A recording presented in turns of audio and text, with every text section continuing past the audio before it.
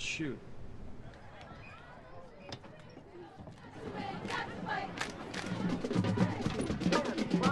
And down to the 5-yard line, finally tackled by the defense. He was wide open in the flat, and they were able to get the ball to him. Luckily, the Bulldogs are now in striking distance to score a touchdown. Yes, they are, Andrew. It's first and goal from the 5, and they can get the tying touchdown. And let's tie this baby up.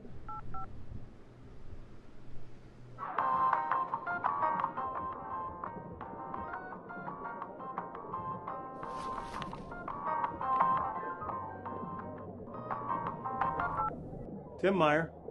Hey, is this Tim Meyer? I said Tim Meyer. Sweet. Hey, is the mitttv broadcasting the game tonight? Yeah, we're broadcasting the game tonight, kid. Tim, we're live! Yeah, I was just wondering if you knew how to watch the game live. Sure, I know how you can watch the game live. You got your phone on you? Yeah.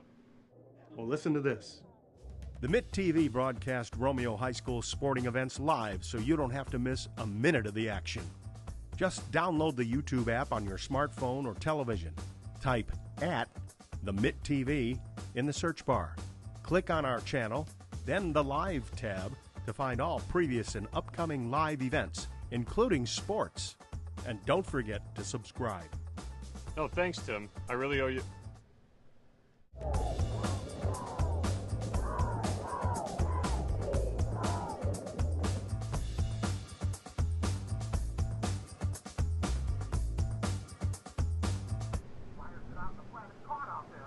Sick.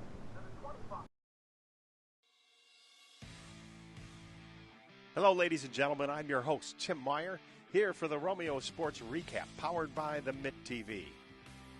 Remember, this show is available on both YouTube and Spotify. And before we begin, a word from our sponsors. This podcast is powered by the Mitt TV of Romeo, Michigan. If you're looking to start a podcast for your business or personal use, look no further than the Mitt TV. They can get you access to equipment, a production engineer, and can even edit your podcast. That's all right here at the Mitt TV of Romeo, Michigan. And you can contact them right now via email at mitt.tvpodcast@gmail.com. That's mitt.tvpodcast@gmail.com.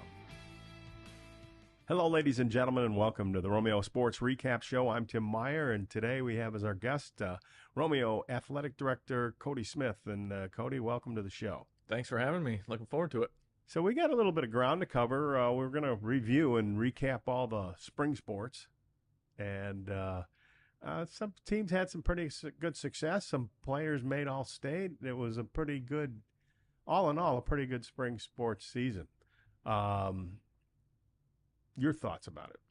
Yeah, I mean, I always get the question of like, what sport is the season's the hardest for you or the busiest for you? It's spring, no doubt about it. Just because there's everybody going, it always seems at 4:00, and there's always something going on between baseball, softball, tennis, track, lacrosse, golf. There's everything's going on all at the same time, and it's definitely hectic. You have to reschedule because of the weather. No doubt about spring it. Is because there's a lot more outdoor sports going on. Yeah, very weather dependent. Yep.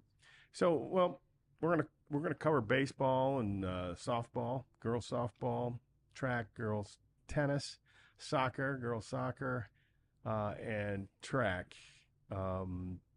Primarily here, we've had Michigan Romeo sports recap shows on all those sports.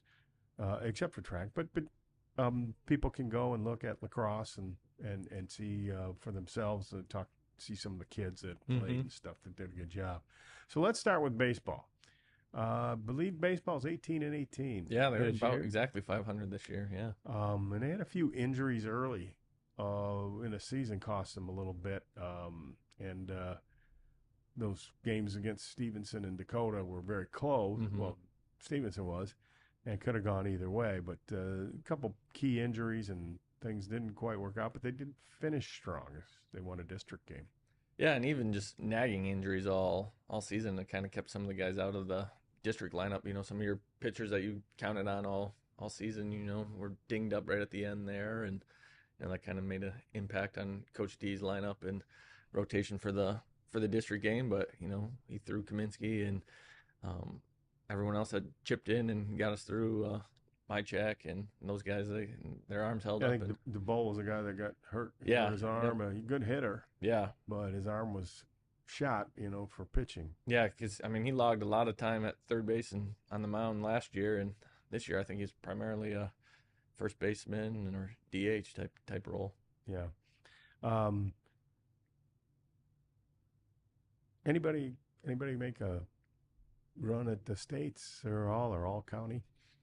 Yeah, so I think Joey Battlemente and Nick Kaminsky were MAC Red players, all conference players. So those were, honored by some of the other MAC Red coaches for their contributions to our team all season. So I think those are the two key ones that at least other coaches picked up on for their, skills and efforts and, rewarded them for that. And the baseball team will have a new baseball field next year. Construction is going up quickly. So, with the warm winter we had, they were able to start moving some dirt early. But yeah, blink of an eye, it should be done here. What's it going to look like? So it'll all be turf, turf infield, turf outfield. It's kind of has like a watermelon, striping to it, like a light green, dark green rotation, kind of how the stadium has that same pattern. And it's going to be nice, state of the art. We're definitely looking forward to it. So it's luxury suite. Yeah. You can stand on top of the press box. Top of the press box and get a good view from up there. Dual purpose press box now. Yeah. But tell us a little bit about some of the dimensions there and the features and. Yeah, I'm not sure exactly how far the outfield is. It's pretty similar to what we had at the Romeo Middle School behind the middle school there. Okay. But home plate will be facing towards the back of the football stadium, so fans can look down from the bleachers and have that aerial view. So it'll be nice, and then kind of butts up between the tennis courts and the stadium. Have people talked about it a little bit, or asked you questions about it and buzzed around a little bit? I think now that all the dirt piles are starting to mound up out there, I think that's definitely getting people's interest of, hey, what's going on out there? Visiting teams will always ask when we're at the stadium, or referees, of what are you guys building out there, that kind of thing. So I think, a lot of people are looking forward to it, especially the baseball community. They're all itching to get out there and hoping to, a summer camp. It might be a faster game. The ball will probably take off a little bit. But you'll get truer hops. It won't be a bad hop, really. I've never played on it. Of course, we were lucky to have grass in the infield. So. Yeah.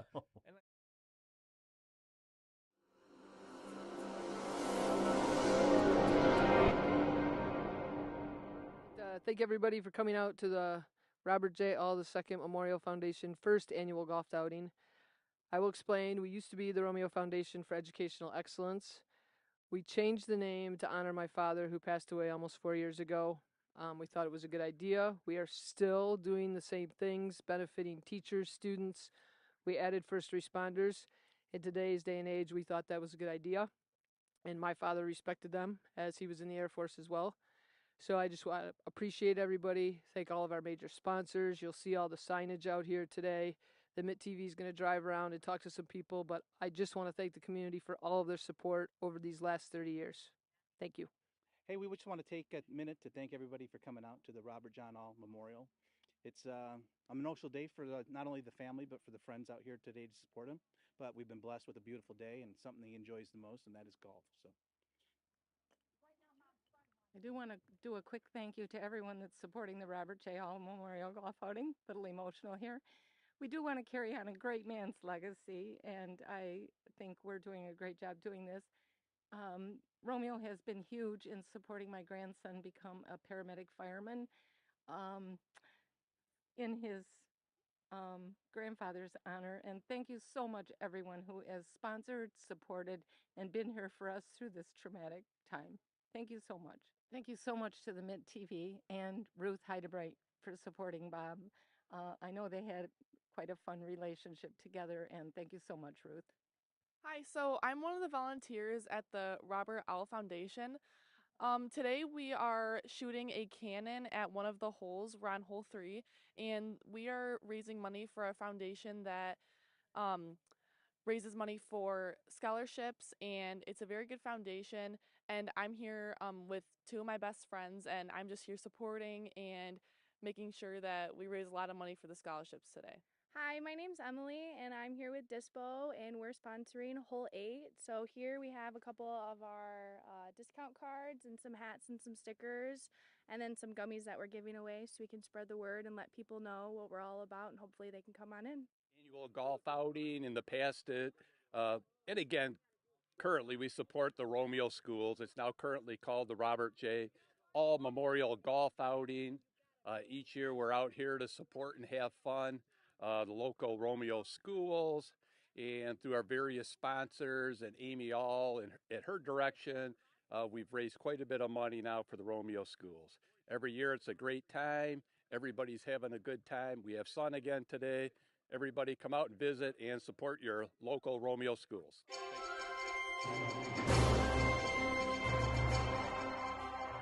Thank you, ladies and gentlemen, for tuning in to this exciting TV broadcast. We'll see you tomorrow, the day after that, and the day after that, because that's the way we broadcast news, and that's the way you consume entertainment. Won't change anytime soon. For the Mitt TV, I'm Tim Meyer.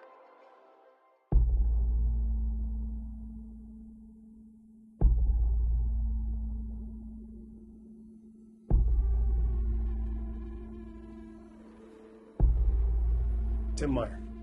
You, Tim Meyer. I said Tim Meyer. They said you were coming. What they say true? See for yourself.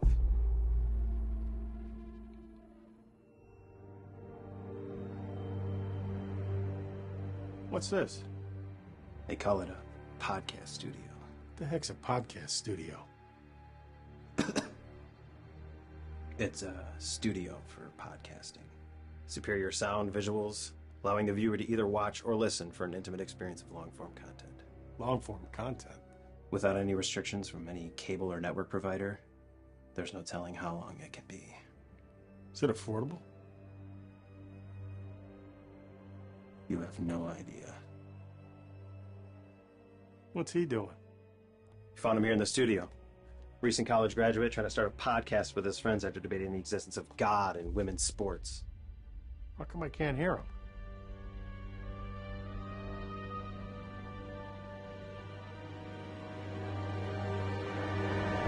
Stephenville's is spying us through the intergalactic satellite system. Also buy my merch with my special creator code. How long before this becomes accessible? It already has. If you or someone you know is looking to start a podcast for business or personal use, look no further than the Mitt TV. With hourly rates starting as low as $1.60 an hour, the Mitt TV grants access to state-of-the-art podcast studio, allowing you to record perfect audio, amazing video for your audience. Contact the Mitt TV today at mitt.tvpodcast@gmail.com.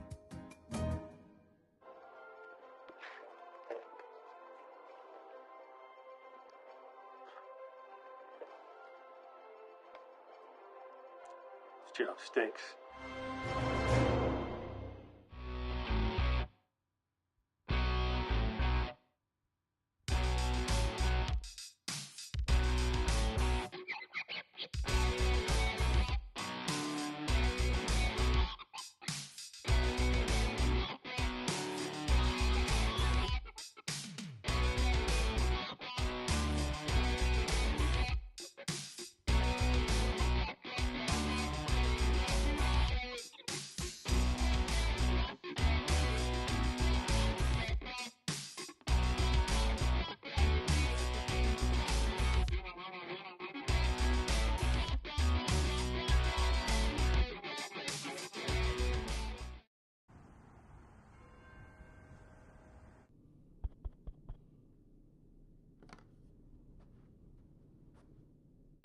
So. Not more when the fourth. Don't you call more important? Does it look almost?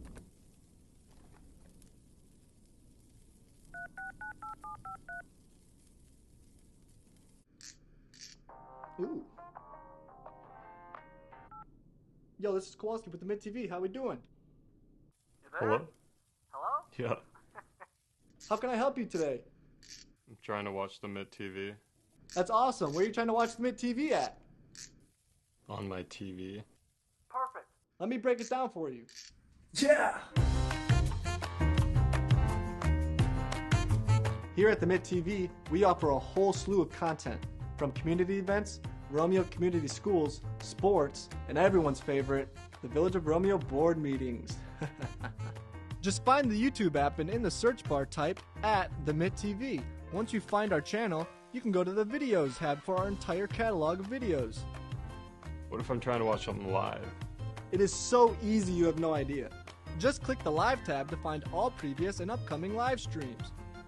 I see that, but I'm trying to watch an archived Village of Romeo Board of Trustees meeting. Whoa, alright, board meetings! For any and all archived meetings, select the playlist tab. Not only will you find all meetings for the Village of Romeo organized by year, but you'll also find Romeo Community Schools and Romeo District Library. Our Mitt TV page can also be accessed on your smartphone. Just download and open the YouTube app and type at the Mitt TV in the search bar, and there you go. Or if you're on a computer, find the search bar at the top of your window and type youtube.com/@themitttv. Sweet.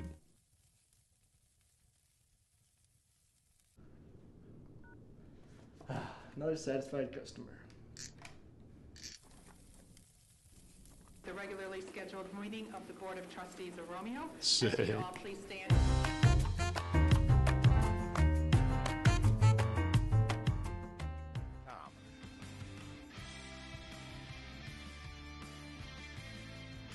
And welcome back to the Romeo Sports Recap Show. Tim Meyer here. I'm with Romeo varsity baseball players Buster DeBoll and Adam Place. And gentlemen, welcome to the Romeo Sports Recap Show. Thank you for having us. Thank you. We'll start with you, Adam. How did you get involved playing baseball?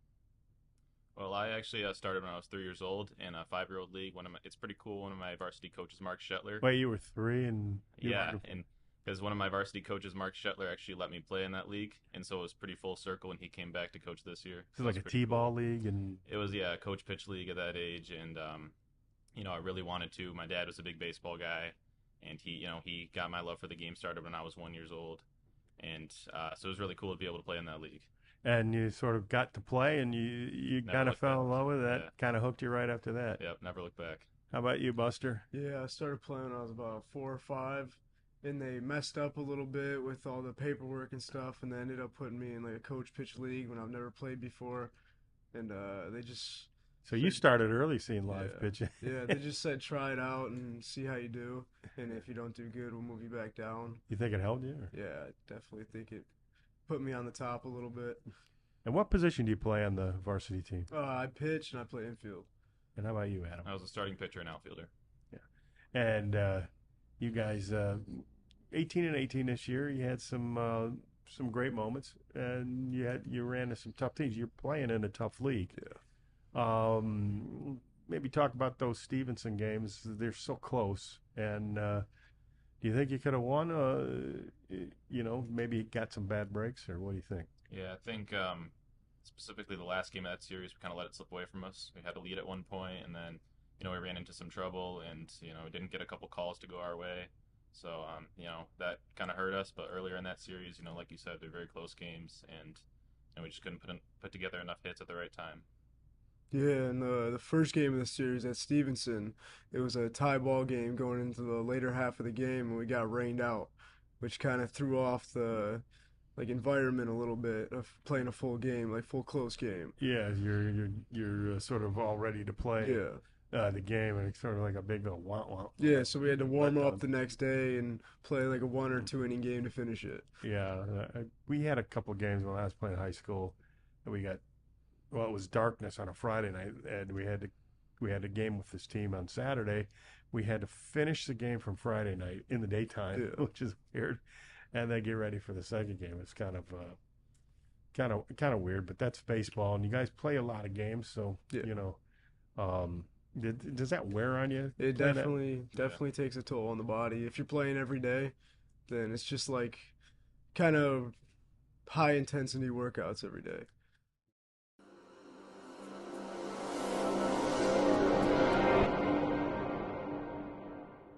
Hi, my name is Kathy Wojak, Executive Director at Samaritan House, and today we're out here at Greystone for our 26th annual charity golf outing.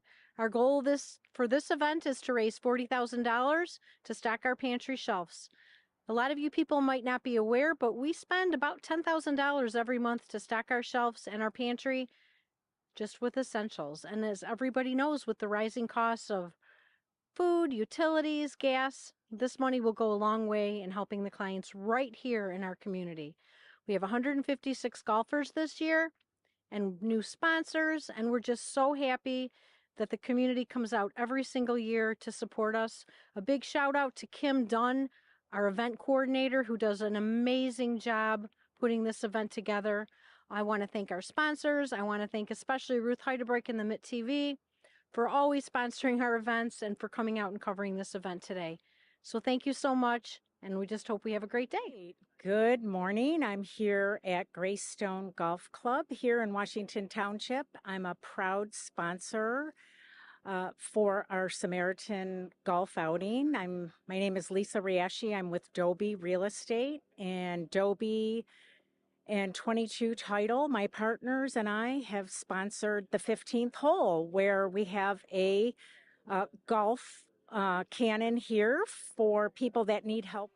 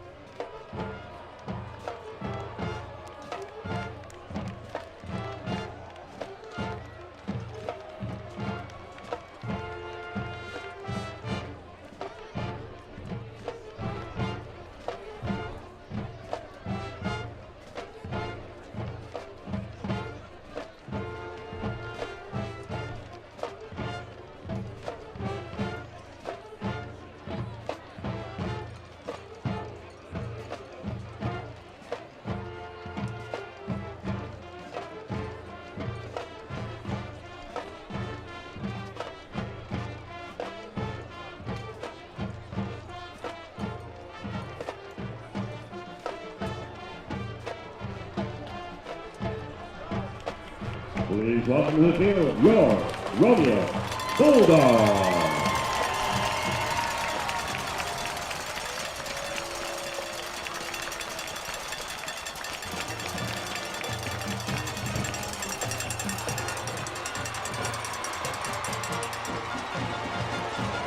And please welcome our captain of the Eagles from Eisenhower.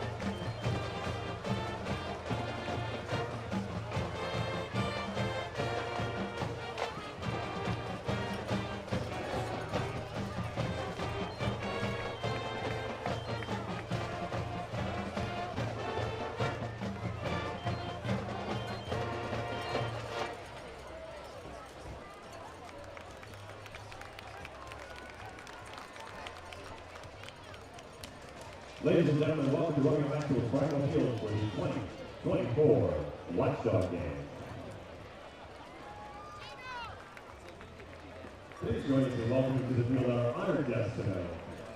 The brave men and women who are walking through the tunnels this time are currently battling forehead metal cancer. It is our team's honor to play and represent these individuals.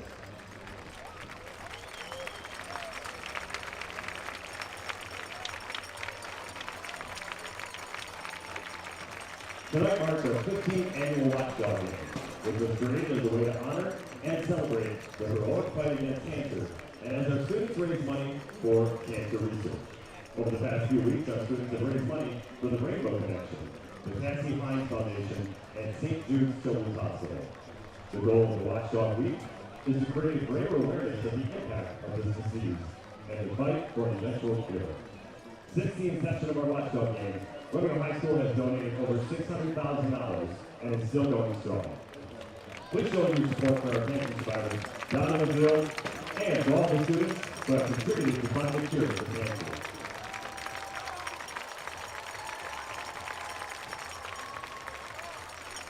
Tonight's game is dedicated to all men and women who have been touched by cancer with the hopes that this devastating disease will one day end. We applaud these students and the community for making a difference through their support. Each of our students is playing in honor of or in memory of a loved one who has battled cancer. Let's hear it for these young men and women and our survivors down on the field.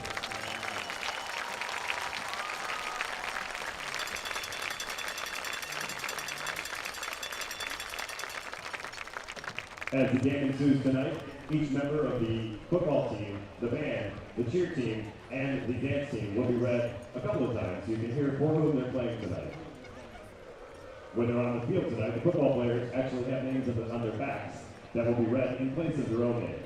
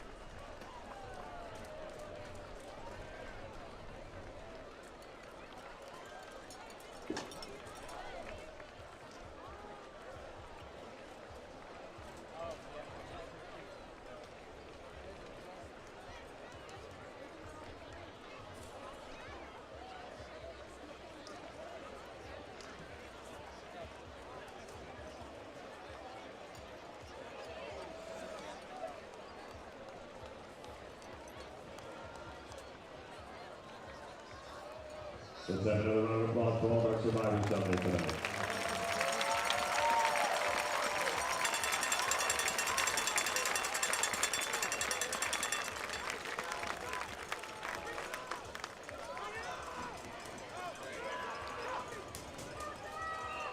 At this time, we'd like to ask you to stand if you're able. Please wear your caps for the playing of the national anthem by the Romeo High School marching band.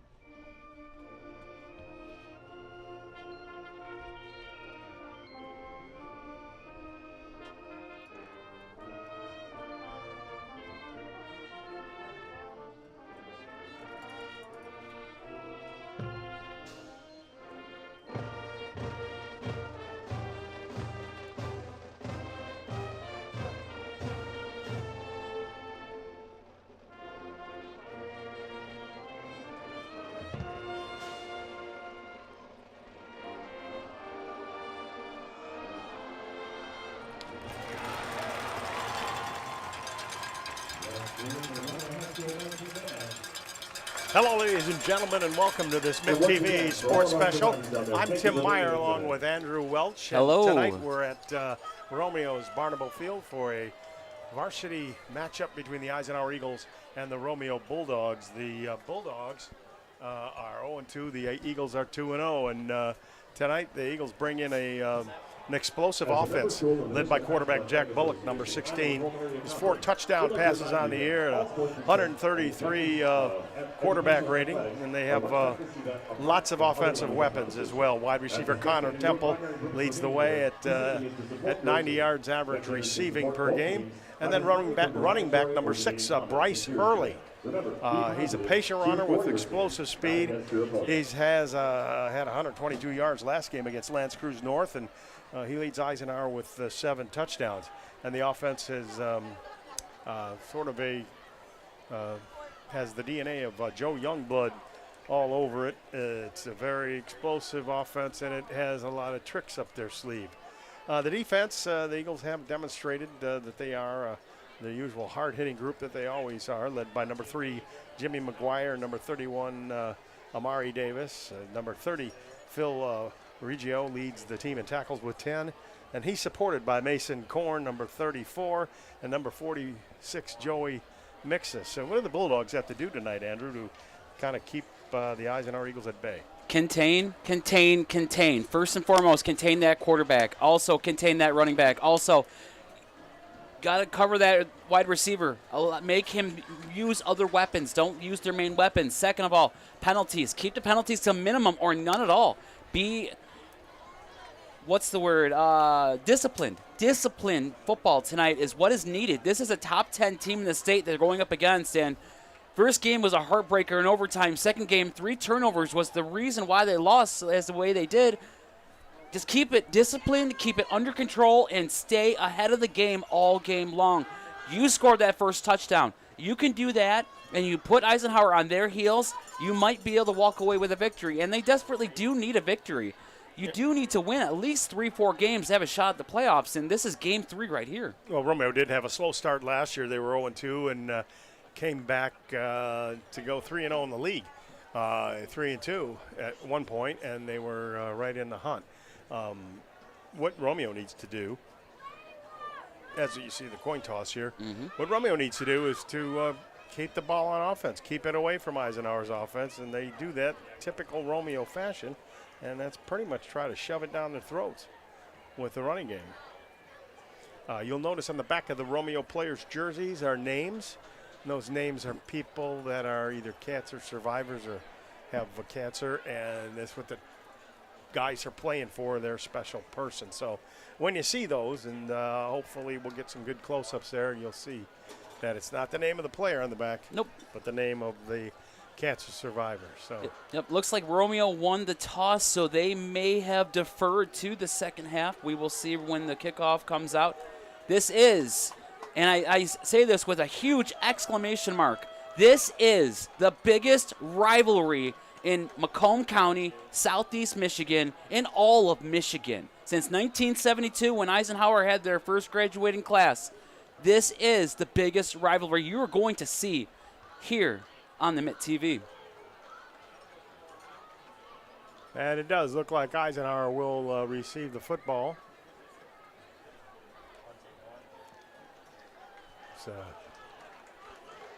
it's a big game. Big game. I mean, you can't say it enough. I mean, even if you were to go 0-8 and win only one game this year, if that game is against your rival, your season is made. So it's up to the Bulldogs now to start early, disciplined defense. Eisenhower is a quick trigger offense. They want to score early and get off the field and let their offense rest. If they have to go on a long, sustained drive, it may tire them out faster, and that's what the Bulldogs need to do. Disciplined defense, hold them, contain, and just go out there and win the game. It looks deep for Eisenhower is going to be Braylon Burnside, and looks like number 8, Ben Krajinski. And they're standing, Burnside's standing right in front of him, so you know who they're going to kick it to. I'd bury this in the end zone if possible. Joey Seeline to kick it here for Romeo. It's deep, way back. It's going to be taken there at the 2-yard line by Burnside. He cuts up the middle, and then he's smacked hard. Good tackle there by Ryan Lavely. Looked like he had a hole, and boom, Lavely came out of nowhere and smacked him down. It'll be 1st and 10 Eisenhower Ball looks like it's going to be placed right at the 25-yard line. Great special teams stop. He thought he had an open hole, as Tim said, but all of a sudden, here comes a Bulldog closing up that hole and putting him down at the 25. Hurley's in the backfield. Bullock over center, the quarterback.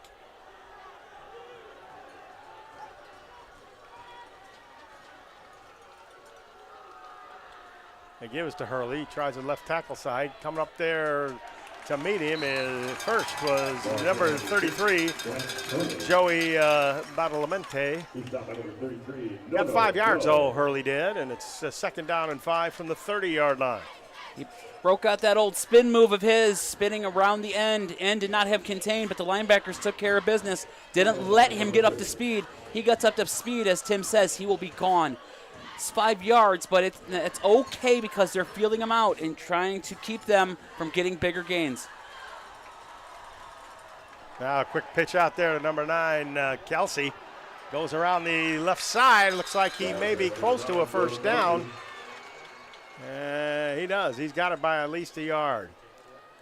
Hopefully that's no relation to Travis Kelsey. And Brody Kelsey. Brody Kelsey. And it's not spelled the same, so that's all right. That's okay that it's a 1st down. It's not big chunk plays what Eisenhower's used to scoring on. 59 yards, 65 yards, 61 yards. Those are the big plays they've had throughout the first two games of the year. 1st and 10, ball's on the 36-yard line of Eisenhower. The Eagles on their first drive of the ball game are just underway here at Barnabo Field. No score. Bullock goes back. He's got his man wide open there. Number 1, Burnside. He makes the catch. He's up to the 49-yard line. Looks like Burnside just went in there and just sat down in an open area. Yeah, he did. It was the zone coverage, so Burnside put himself right in the middle of that zone. The ball got to him quick, and the Bulldogs converged on him quickly to make sure he could not take off for a touchdown, but it is another 1st down. Bulldogs got to find a way to less yardage or incomplete passes. Or get to that quarterback. Don't make him so comfortable back there. Burnside in motion, the quick pitch to Hurley. He tries to go around that left side. Bulldogs are waiting for him. A bunch of the pack of dogs got him. And it looks like it might be a 2-yard loss, so it'll be 2nd and 12. Great job on 1st down. They tried to run the ball to the outside. You had a Bulldog who was breaking in. His blocker could not contain him. He was able to get there first, and then, as you said, a pack of dogs came in and finished the job. Bullock back to throw. Quick out to Connor Temple. He's got it. He looks like he's going to be trapped behind the line of scrimmage. Good read by the Bulldogs, especially number 21, Delicio, and number 18, that's Joel Scimitero. I don't know if it was a blocking assignment missed or if there was just no blockers there, but he got in there perfectly right as the ball got past to him, and he couldn't do anything with it. Great job by the Bulldogs on defense. Let's see if they can finish him off on 3rd down. 3rd and 15. Bullock's going to roll out, being pressured. Now he's got nowhere to go, and he's going to get sacked by the Bulldogs. Romeo Bulldogs finish the job. Get him on a 3 and out. They had a couple 1st downs, but this 3 and out on attempt of a 3rd 1st down did not work. Anthony Safu with the tackle. It's a loss on the play. It's 4th down and 22, and Eisenhower's going to have to punt. Brody Meyer goes deep for the Bulldogs. Great start for the Bulldog defense. Now it is up to them. Go down and score first. That'll start putting Eisenhower on their heels that they're down early. No penalties. Discipline. Snap's good. The punt's away. It's end over end. It's high. And it's not good at all. Brody Meyer called for the fair catch. He makes it. And good discipline there by the Eisenhower number 53. That was Noah Parsons. He looked like he was going to run into him, and he pulled back. So the Bulldogs hold on their in the first series for their defense. Now we'll see what the offense could do, led by quarterback Sammy Nepa. First drive, Eisenhower doesn't score. First Bulldog drive. Let's see what their offense can do.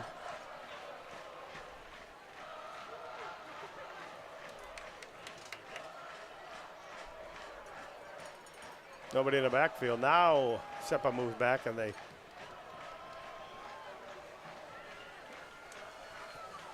give us to Ryan Roburn.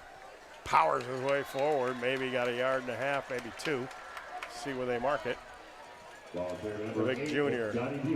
Definitely 2 yards on that play. Warburton is tough, and the Eagles have played the Bulldogs in this kind of offense for quite a while, so they do know Romeo's plan and what they like to do. Bulldogs got to find some kind of trickery to get them off of their game. Get some big chunk plays. 2-yard plays isn't going to do it. Got to have 3 yards or more. 2nd down and 8 for Romeo.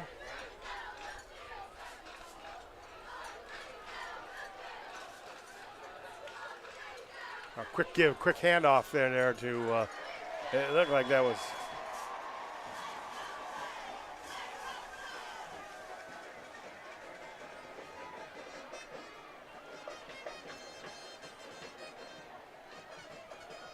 Another 2 yards on that play. That's 2 plays, 2 yards apiece, 4 yards total. 3rd down, 6. That was Parker Cahoon on that carry. And he got maybe, well, it's going to be a long 6. 3rd and a long 6 for Romeo.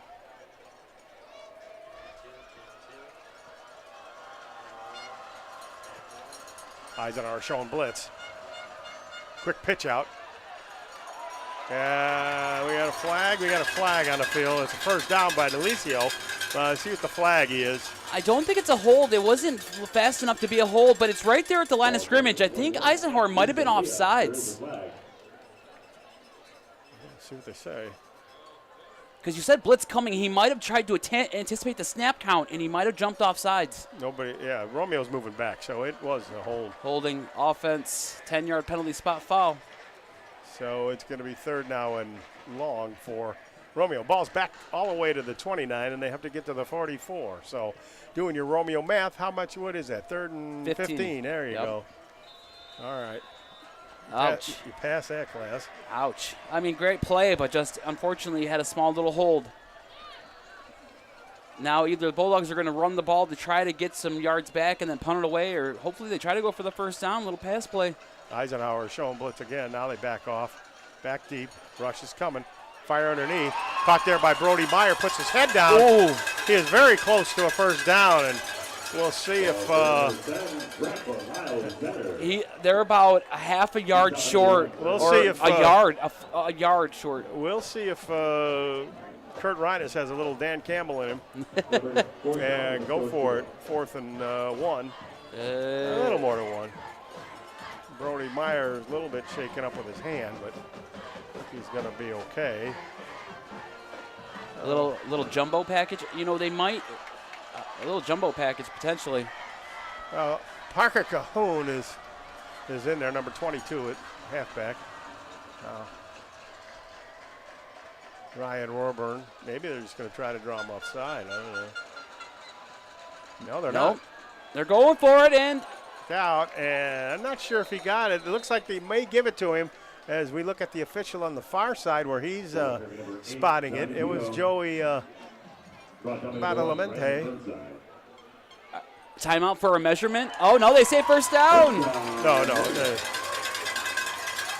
They're going to move the chains. It looks like he could have cut up inside before he broke to the outside to get the 1st down, but he took it to the outside. Got it exactly at the proper mark that he needed it to. Bulldogs coming up, Dan Campbell style, on going for it on 4th down. But he got to lose, right? Exactly. Drive continues. Cahoon again, and he smacked hard there. Oh, big tackle there by the Eagles at number 68, Marco Fodali.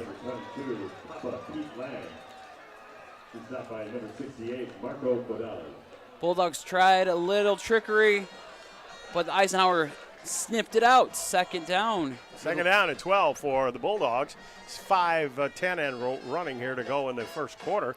We got no score. The Eagles had the ball first. Romeo stopped them. And now it's Romeo's turn. We'll see what they can do.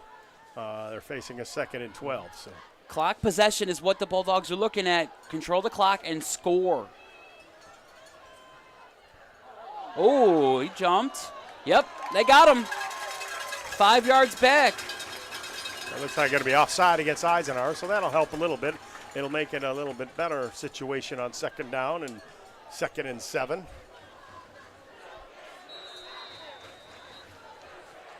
classic Romeo crowd chant against Eisenhower. You're going to hear the Eisenhower crowd also chant back. It's fun stuff. Big rivalry game. The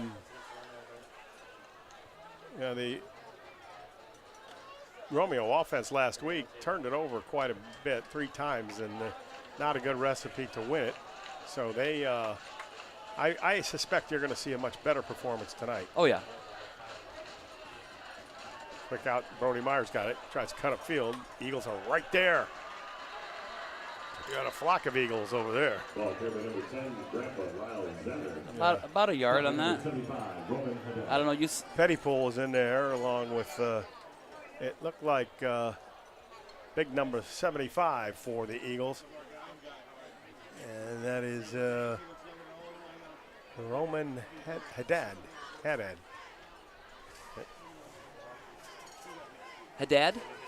75. 75, yeah, Haddad. Roman Haddad.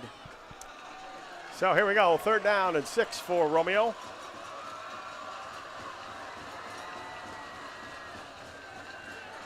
Seppa got to throw it out to the flat. He's got his man, Brody Meyer. Brody makes one move, goes forward, got the 1st down. Brody Meyer does exactly what the coach from the 3rd Mighty Ducks tells Charlie Conway. Make him make the first move. He did. He waited. He was patient. First move failed. He was able to get the 1st down. Perfect opportunity. Bulldogs driving 1st down and controlling that clock. It's funny that you made a hockey analogy. I know for football. I know. Brody is one of the stars of the Romeo hockey team. So that's right. That's why I did it. That's right. It's all played together. Of course you did. Here we go. 1st and 10 Bulldogs on the Eisenhower 46-yard line. Quick handoff to Roburn. Powers his way up the middle. He's still on his feet. Finally, wow, whipped down there. This Eagle defense is being beaten up. It'll be a 1st down for Romeo at the 29-yard line, their own 29. But you know, it was Roburn's own momentum that caused him to go down, but it was forward momentum, so he ended up getting an extra 3-4 yards on the twist flip down by the Eagles. So Bulldogs almost in the red zone, looking to score maybe before the end of the 1st or in start of the 2nd. So here we go. 1st and 10 at the 29. Seppa over center. Warburn in motion. Back to throw. Out here in the flat. It's caught out there by number 35. That looks like Tayshawn Proctor. Great throw by the Bulldogs. One of their biggest gains on 1st down. It's about a 5-yard gain. Saw it there. He looks like a big power back. We haven't seen him all year. They're definitely staying away from the middle when they do passes. They are throwing it out to the outsides more often, forcing the Eagles to try to make open field tackles.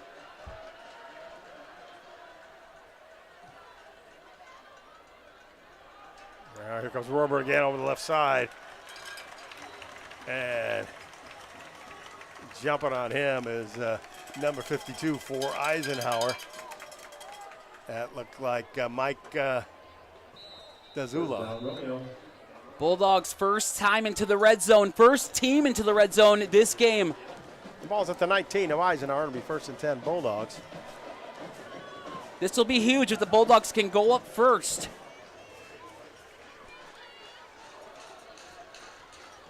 Now Roburn still in the backfield. Fake to him. Seppa got nowhere to go, and he's going to be dropped. I saw that coming. That big man who's celebrating right now. What is it, number 62? Mike, 52. Number 52, Mike Dizadula. I saw him on the edge, and he just bullied the Bulldog offensive lineman all the way into the back of the end zone, and it was not enough time to get anything going with the ball. Now, this is kind of what the doctor ordered for Romeo, though. The clock is already at 50 seconds or Yes. so left in the first quarter, so this is kind of what they wanted. That's all right. Score at the end, at the start of the second quarter. Second down, though, and a long 15. Got to try to get half of that back. Here comes Eisenhower. Seppa to the outside, fires it out there, got his man. It's caught out there. That's number 11, Drake Van Drysich, rather. Van Drysich is up to the 13-yard line of Eisenhower makes it a manageable third down. He waited till the very last second before he crossed the line of scrimmage to make that pass to force the cornerback to have to come up and play him. Wide open receiver, made a little spin move, got an extra half a yard. As Tim said, it's a more manageable third down. We may not see the third down play here because nope.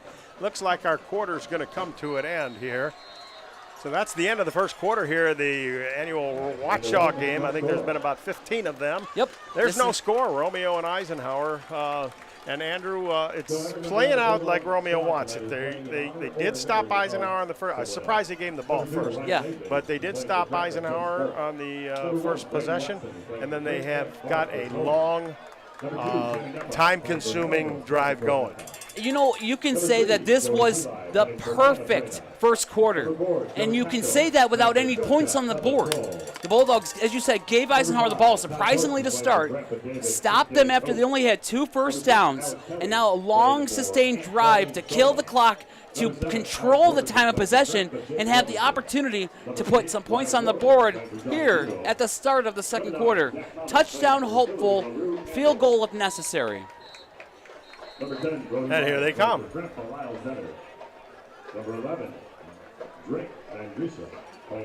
Big third down for the Bulldogs. I don't know. You think he'll Dan Campbell it again if they get close to a first down? If they don't get it, well, or they go for it, or they get the points? He's real good range for his field goal kicker, so that may be a factor.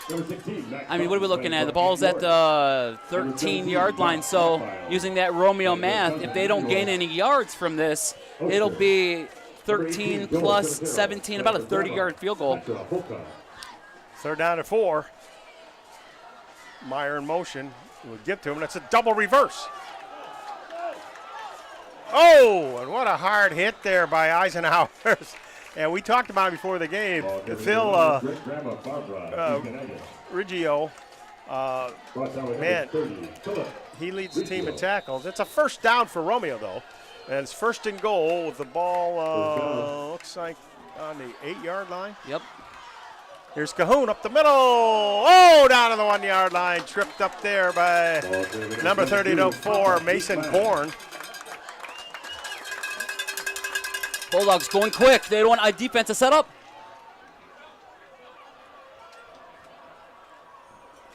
Meyer in motion. Fake to him. Seppa keeps it himself. He is not going to make it there. He'll be at the half-yard line. Or it'll be third and goal from the half-yard line. I don't want to say it, but it is what the terminology is because of the NFL. I'll call it the Hertz push. We won't call it what they usually call it because of the team he plays for, because it's the same mascot as Eisenhower. So the Hertz push is what they tried. Braden Seppa. Brody Meyer trying to get in the end zone. Is he in there? Touchdown, Romeo. Bulldogs killed in at least a minute in the second quarter, and they just drove it in. Tried a couple times, and that was Brody Meyer, you said? Brody Meyer sets it home. Bulldogs, great start to the game. It's second quarter was the first score, but that doesn't matter. Great start to the game to go, from the 29, technically 71 yards for a touchdown. Was as far back as they got. Max Fountain with the hold, and the kick is good by Joey Seeley, who is on the Romeo soccer team, very successful soccer team, coached by Vinny Vasilevsky. And they got their big golf outing coming up Sunday. But in the meantime, at 10:50 left to play here in the second quarter, the Bulldogs lead it 7-0 over Eisenhower. The Eagles will have a chance with their second possession in the game, and it comes with 10:50 left in the second quarter, just what the doctor ordered. You know, and that's crazy to say that their first possession was only in the first quarter, and they now in the second possession in the second quarter. That's not normal. Normally they have at least 1 or 2, maybe 3 in the first quarter apiece, especially in high school. This ball gets punted away, but, you know, Kurt Reines, 0-2, decided, let's go a little Dan Campbell, go for it on the 4th down on that drive, and it paid off. The Bulldogs hit pay dirt. He's much better looking than Dan Campbell. Yes. You know, come on now. It's funny, these two teams both are coached by college defensive players. Chris Smith played at Michigan State, and Kurt Reines at Grand Valley State. Yep. So here's Joey Seeley with the kick. It's a little high poochy pooch. Pettypool's got it. Goes around the 25 and finally ducks under man. Fumble the ball. Wait a minute. And they said he was down. Yep. Said down by contact. Ball came out after. So Gabriel Pettypool dodged a bullet there. It'll be 1st and 10 Eisenhower. And the ball is going to be on the 29-yard line of the Eagles. And like I said, they will have their second drive of the game, and they'll try to put those offensive weapons to work here. You speak to the Romeo soccer team. Vinny Vasilevsky's out there, and he's got Eisenhower coming in here at Barnabo Field on Monday. Right after this game, Monday, they got them coming in. Both teams undefeated. And that'll be a great match to come out and watch Romeo soccer. That's right. From the shotgun, Bullock. Hand off to Hurley. Goes around the right side. Got a little bit of an opening. Still looking to get outside. And just like his first carry, he gets about 5 yards. Well, they're going to give him 6. So it'll be 2nd down and 4. It looked like he was really, really trying to break outside hard. He was. And luckily, the Romeo defender was able to break away from a wide receiver block and make the tackle only after 5 yards. That's what you got to hold him to. Hold him to minimal gains. Don't let him set up, because then he'll get frustrated and start playing bad. Deep. Watch out. Oh, look out. Connor Temple. He drops it. You will not see that. Hardly ever. He was wide open, and he was in the end zone counting his money, and I'm telling you what, he just flat out dropped it. You know what they call that, though? They call that looking to the goal line before you complete the transaction. He looked at the goal line before he completed the transaction, but there's a hold on the offense. It wouldn't have counted, so it wouldn't have counted. It's a hold on the offense, so it was going to come back anyway. But still, like, he was he's looking for pay dirt before the transaction was even complete. And that's what you can't do as a player. Make the catch first and then go to pay dirt. Well, here we go, 2nd and 14 for Eisenhower. I wouldn't put it past them to try to do that again, because they had it. Going to run the option play with Hurley. Oh, he juggles it, and right on top of him. Making that play was, that's like number 10, Brody Meyer, but I don't think it is. It was number 18 for Romeo, and that is Joey Cimitaro. That option play was, not gonna lie, that was terrible. Like, he gave his running back no opportunities to make a play. Well, in all fairness, Romeo had it snuffed out. Oh, they 100%. recognized the play. And then the quarterback don't go and block. Like, give a guy a block or something. Now here's Bryce Hurley. He's breaking this one open, and he gets about half of it back. It'll still be 1st down. You can see the explosiveness, but Romeo hit him pretty hard. He's a little bit bumpity up there. He definitely has a lot of speed, and if that tackle would not have come in, he may have been off to the races. But Bulldogs 3 and out, the Eagles, and it is now time for the Bulldogs to go on their 2nd drive of the game. Number 36, Tayshawn Proctor, playing for a Hope.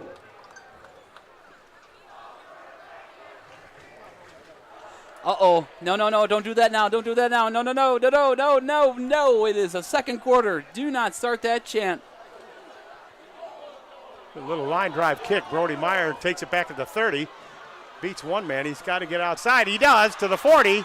And he's going to be tackled there and jumped on by the Eagles number 28. There is a Cooper penalty. Johnson. There is a penalty on the play. I don't know if he ran into the kicker or if he hit the kicker. It depends. If it's personal foul, it's an automatic 1st down Eagle ball. If he did not, if it's a 5-yard penalty, it's still 4th down. Alex Kelly's out there, and he's talking it over. He doesn't look too upset. So it might have been a hold. They might have held Alex Kelly because he was almost in there to block it, potentially. No flag. Oh, okay. But no, so no harm, no foul. Right? I heard, yeah, no harm, no foul. But I did hear the Romeo student section start chanting "overrated." It is way too early to start chanting that because it's only 7-0. When's the last time you listened to the cheering section? All the time because they. I thought you listened to the coaches. I listen to coaches, yes, but I also hear the crowd. So here we go. 1st and 10, Romeo. Ball's on their own 41-yard line. 8:37 left to play here in the second quarter. The Romeo Bulldogs lead at 7-0 here. Brody Meyer comes in motion. Fake to him, a little pitch out there. And looks like Calhoun. We got flags all over the place here, folks. Let's see what that one's about. I didn't see a hold, but it might have been you think holding. It could have been a face mask, maybe. If it's a face mask on Eagles, that's an automatic first down. It is a penalty on the Eagles. Wait, no, it's on the Bulldogs. I heard someone cheering. It's a holding penalty on Romeo. Holding Bulldogs, 10-yard penalty. And you don't need that on first down. No, because then it puts you 1st and 20 to start off your drive, your second drive of the game. But, I mean, that happened to them on the first drive of the game. They went back to the 29. They went down and scored a touchdown. So could be headed there right now. We want to remind you that on the Mitt TV, you can also pick up the Romeo Sports Recap Show on YouTube. You saw a little bit of it before the game if you watched before the game. And we feature all the teams out there and all the players, or not all the players, but some players and coaches. And that's the Romeo Sports Recap on the Mitt TV. So here we go, 1st and 20. Seppa back to throw, a little screen out there to the outside, and a beautiful tackle. Well played there by the Eagles, the number 9, Brody Kelsey. Definitely did not get anything on that, so 2nd down and 20. 2nd down and 20. The Eagles defense, as in years past and as traditionally for most years, flies around that football. Just want to give a shout out, as you said, watch the Mitt TV, catch up. But we have a fellow Bulldog, former football player watching right now, Robert Swan. Thank you for tuning in to Mitt TV. Appreciate you watching. 2nd and 25. Seppa looking. He's got nobody. Have to run it himself. Up the middle he goes. Got up to the 30. And banging around there. Running in there. Burnside kind of came in from the corner spot. And they got him. So it's going to be 3rd down and 20. There was a pitch forward. It was the Patrick Mahomes pitch when you didn't see anything coming. It was a pitch forward, up the middle. Got a couple on it. 3rd down and about 21. Josh Korzewski playing for Papa T, James Korzewski Sr. Number 87, Mitchell Michalowski playing. Big 3rd down. You want to get at least a lot of these yards back if you don't get the first down, and that way you can have a decent punt and bury Eisenhower deep in their own territory. Here we go, 3rd and 21. What do you got? A timeout called by the Bulldogs. And with that timeout, also watching the game tonight is a longtime friend of Coach Paul Murphy of Romeo, John Brennan, who played at Eisenhower, coached at Eisenhower with Coach Murphy. And he's watching the game tonight. Hopefully he won't fall asleep before halftime. I mean, you know those old people, right? He's getting up there in years, you know. Well, ladies and gentlemen, a little fun fact for you. This is the Romeo-Eisenhower rivalry, and we have a Romeo grad on the mic tonight for Mitt TV and an Eisenhower grad on the mic tonight for Mitt TV. Tim being Eisenhower grad, and I myself am the Romeo grad. I mean, I know you talk about this being a rivalry game, and it is kind of developed into that right now, but really, there were many years when we did not play Romeo. Yep. And so the big rival, and they're year in and year out for Eisenhower, has been Sterling Heights Stevenson. Yep. There's some classic battles. I think that series is just about even. They're maybe a couple games up for Ike. Yep. But the years of past, the late Ricky Roth years. Yep. It was a fierce rivalry. Yep. Seppa back to throw, being rushed. Little screen pass, zips it out there. Look out! Oh, and unable to get escape there was Vendrasic. Eisenhower player went down, but he's getting up. That'd be a big load to lose at number 68, Marco Fodali. He's kind of limping back to the bench. Big Marco where I don't know how he fell, but he must have hit his knee. So the Bulldogs will have to punt with 5:55 left to play here in the second quarter. That's all right. You know, you're feeling out the defense. They made adjustments. Now it's time for you on defense to make some more adjustments. And hopefully Bulldogs can stop Eisenhower again, 3 and out, get that ball back, and kill the clock to halftime. They get the ball to start second half. Seeley being rushed a little bit. It's a line drive kick. Romeo bounce. Oh, did that hit Eisenhower player? No. It bounced back. It looked like one of your 9-irons. Yes. On the green there. And the Eagles will start from the 34. And it'll go down to the 34-yard line where the Eagles will take over on their own 34. And it'll be 1st and 10, and we'll see. It's their third drive of the game, and they look a little bit quicker now coming out on the field. Yep. Fast and wanting to talk about rivalries real quick before this starts. Romeo, in the years they didn't play Eisenhower, their rival was Utica High School. They used to play for what's called the Little Brown Jug. Haven't done that in quite some time because Romeo Didn't you Eisenhower. steal that? I thought you stole that. I tried to. Isn't it but on your mantle? I tried to, but that chieftain caught me. So Bullock now. Going to take it himself around the right side. Doesn't have a lot of speed going there, and he's going to be hog-tied up there by the Romeo Bulldogs. Number 4. got back to the original. Joey Kecko. Got back to the original line of scrimmage, and that's all. Once again, we love shouting out all our viewers. Thank you so much for tuning in to the Mitt TV on YouTube. Shout out to my wife, Rebecca, and our son, Charlie, watching in home, or at the home in Clinton Township. Doesn't your poor wife take a break from listening to you and not watch the games?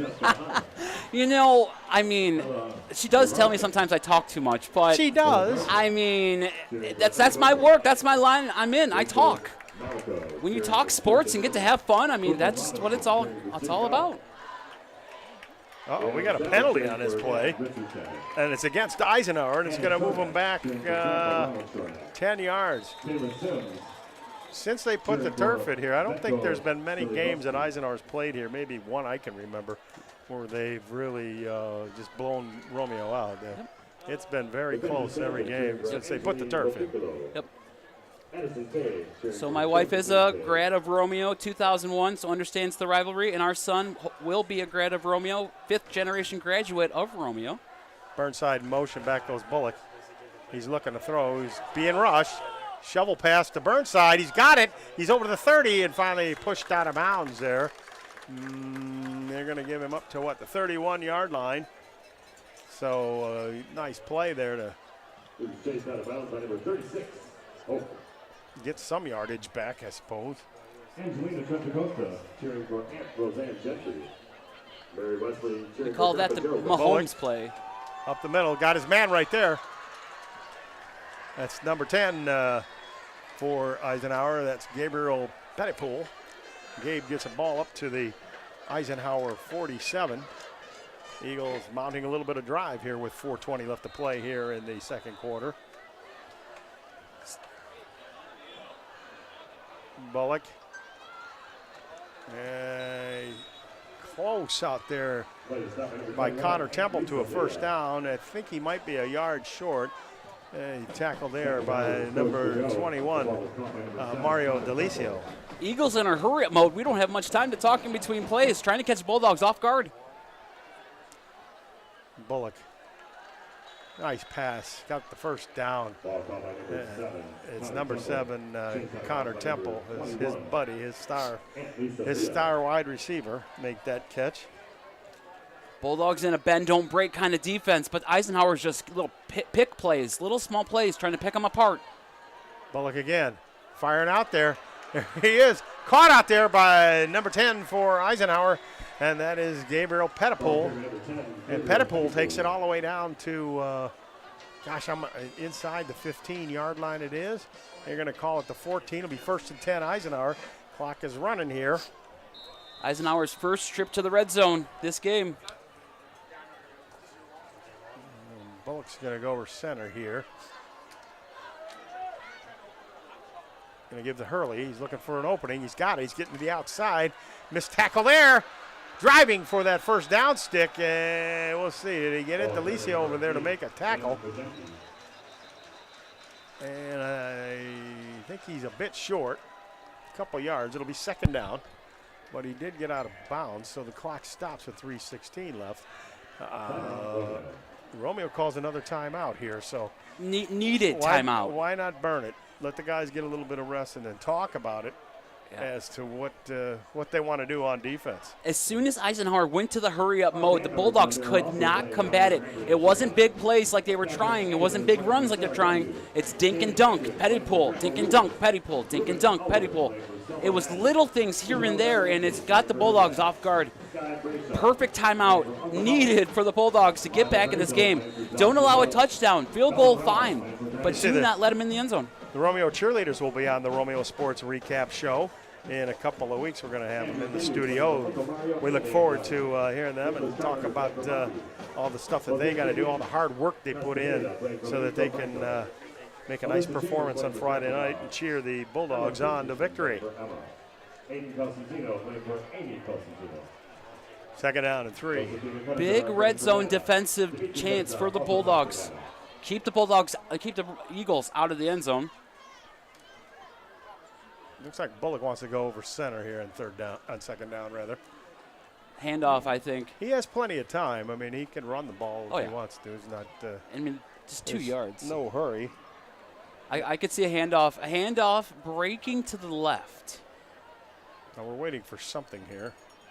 For the referees got to come back in, and they had a little conference there with Coach Chris Smith of Eisenhower. So now we're ready to go. They give to Hurley again. And nice. He is not going to go anywhere. Great job by the Bulldogs. Jake Turley made the play there.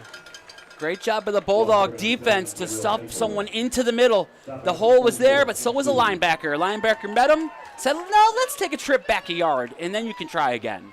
So it's going to be third down and about 2. They can get a first down and make it first and goal. They don't have to get a touchdown. A fake pitch, Bullock, naked bootleg, looking for a man. He's got him. Touchdown, Eisenhower. Naked bootleg to the corner of the end zone, had his receiver there. Keaton Duda.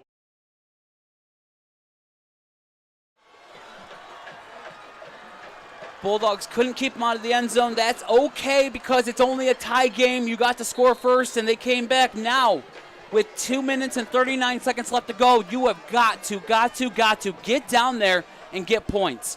Whether it's a field goal or a touchdown, it doesn't matter at this point. Score before the end of the half, go in up. No, somebody moved on that offensive line, or was it the defense that pushed them back?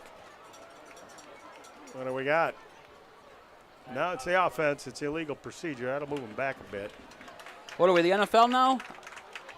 Illegal procedures like crazy. Illegal procedure, and Dominic Fanone is going to be the kicker for the Eagles, and he's going to have to move back a little bit. Will be a. Let's see where they're going to place the ball. They got to move it back, so it looks like it might be a 25-yarder.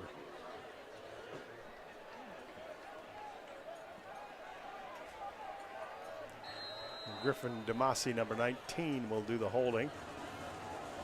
And Fanone, a left-footed kicker.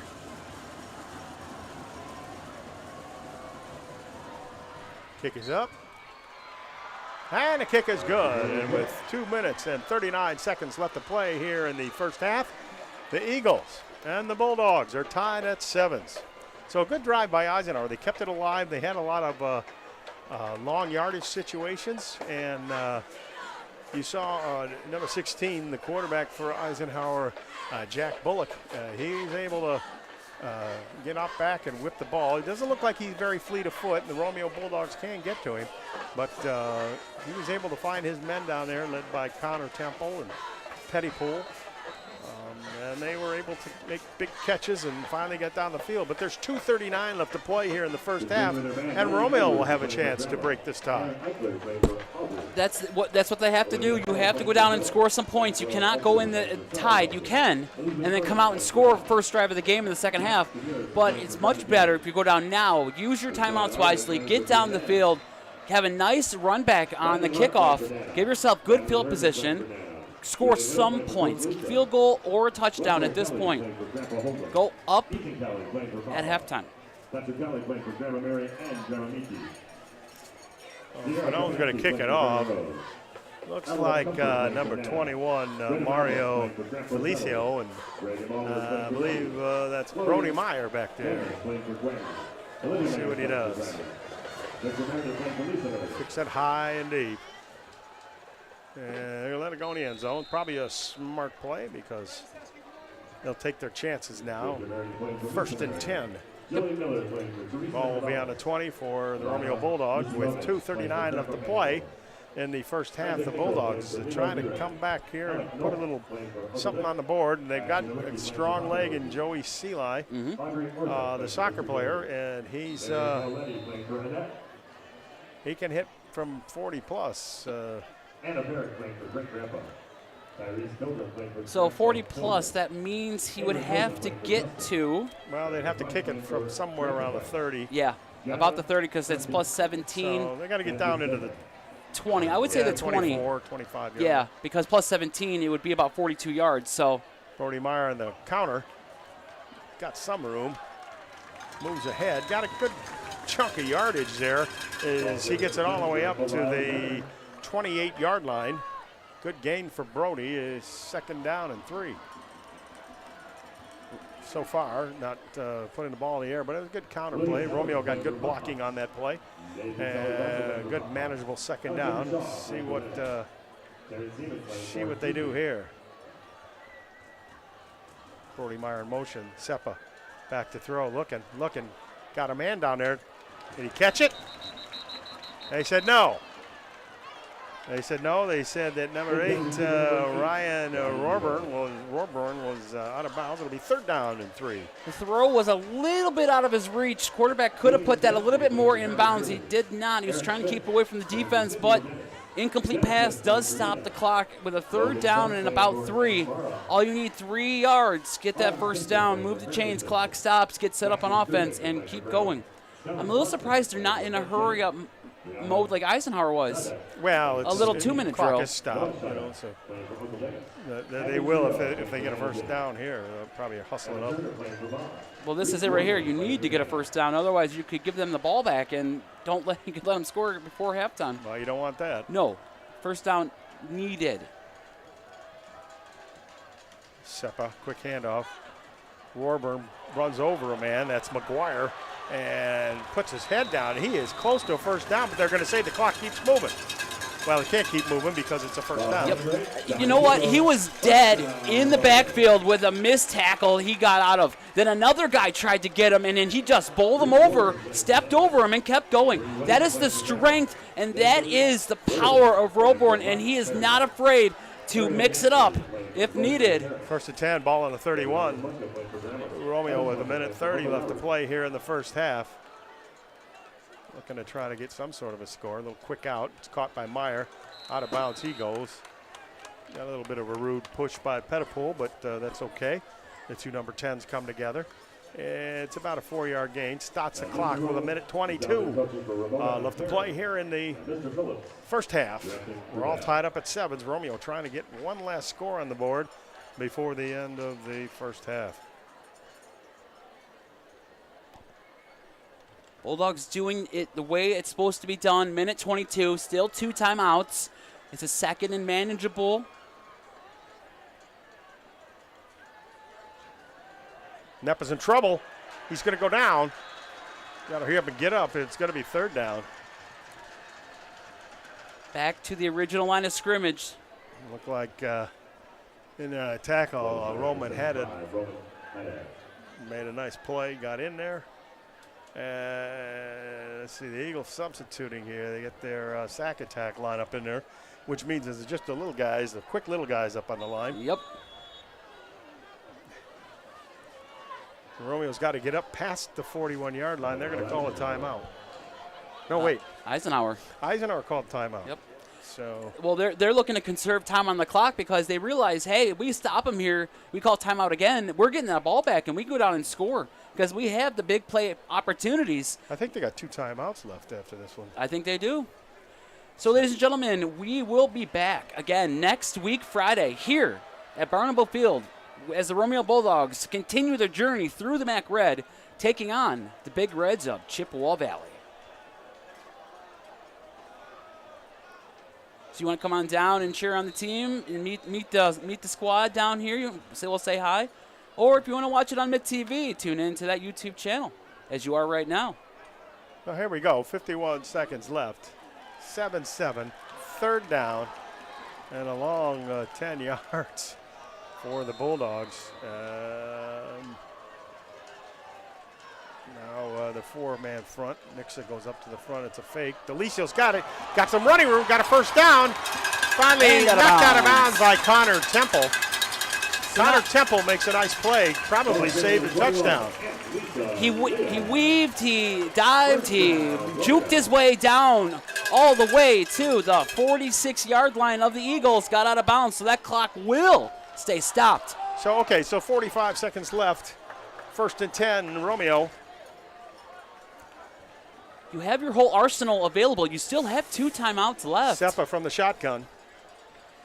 Back, he looks, he fires it out there. It's in and out of the hands of his intended receiver. That was number 19, Santino Bagnoli.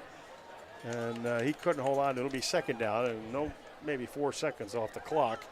But Romeo, as we said earlier, he has to get somewhere between the 20 and 25 for Seali to have a legit chance at making a field goal. About 21 yards they need. 21 yards in about 38 seconds. So you got to break out some other thing than the run unless you can get good blocking. Sepp again from the shotgun. Eisenhower showing blitz. Here they come.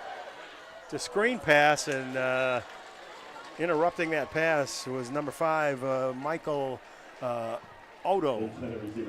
That was and who was coming from the end there was number 46. Was that Joey Mixa? That was a very interesting blitz because he started on the inside of the defensive line, but then he backed up and then he just started booking it around the end, trying to time the snap count, and he got in the face of the quarterback, and that pass went out a little sooner than what Romeo wanted. Clock is still stopped. It's a 3rd and 10. 38 seconds left to play here in the 2nd quarter. Romeo. This could be 2-down territory. 4 receivers. And the running back is Mario Delicio. So we'll see what Seppa does. Eisenhower going to come aggressively. Here they come, pushing people away. Seppa's in trouble. Now he's going to run. Thought about throwing it, and he'll have to go out of bounds. And he will only get to the 43-yard line. I don't know. Do you give Seppa a chance? This distance is going to be over almost 60 yards. Yeah. I mean, I know the kid can kick, but I think what he's going to come out here and do is punt it. I don't know about that. I would honestly, I'd go for it on 4th down. Honestly, kill more of that clock. Don't give Eisenhower a lot of clock. You punt this ball, you're going to give Eisenhower 20-some-odd seconds, and they have big playability. We saw it with that drop pass. The Bulldogs need to play prevent defense if they're going to do this. Proctor comes back into the backfield for more protection. Seali's kick. It's kind of a line driver. Fair catch signal for and caught down there. Looks like Eagles will take over from the 12. Hurley and Temple down there get kind of mixed up. But 23 seconds left for the Eagles, but the ball is on their own 12-yard line. So if they're going to strike, they're going to have to hit a big chunk play. They do have 2 timeouts left, so they could conceivably hit a big play up the middle, call timeout, and then maybe go for the end zone. I mean, if I was the Bulldogs, 23 seconds, prevent defense kind of thing, you don't want a big play to happen. Let everything go in the middle. They are playing back a bit. The safeties are way back. Yeah, they got 4 back. So they are playing a bit of a prevent defense. Give them the middle and then just converge on them when they do catch it in the middle. Bullock thought about the option, carries it himself up the middle. Doesn't look like Eisenhower's interested in going down the field. I don't know. They're not going to call timeout. I think they're going to go into the locker room. That's what it looks like. And that's what it's going to be. The end of the first half is upon us. The score at halftime and the Romeo Watchdog game here. Eisenhower 7 and the Romeo Bulldogs 7. We'll be back with more action right after this. Stay tuned.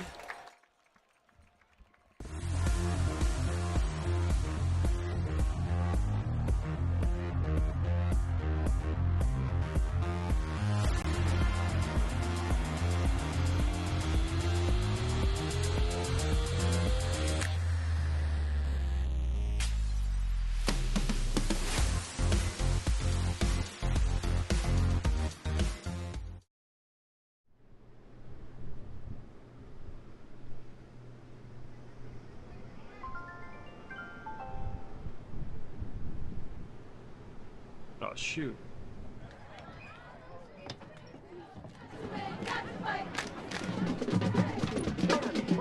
And down to the 5-yard line, finally tackled by the defense. He is wide open in the flat, and they were able to get the ball to him. Luckily, the Bulldogs are now in striking distance to score a touchdown. Yes, they are, Hendricks. First and goal from the 5, and they can get the tying touchdown. And let's tie this baby up.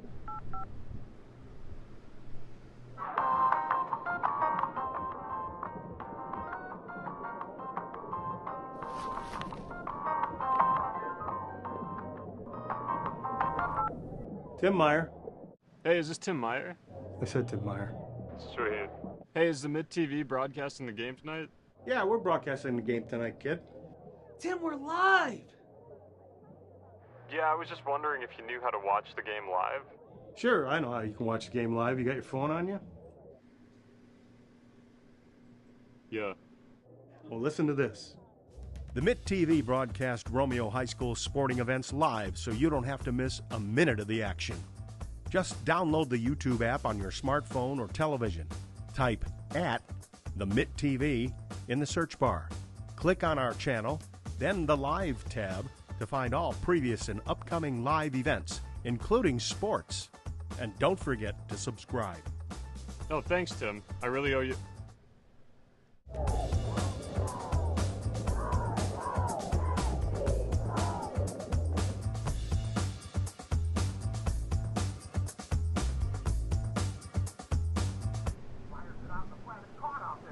Sick.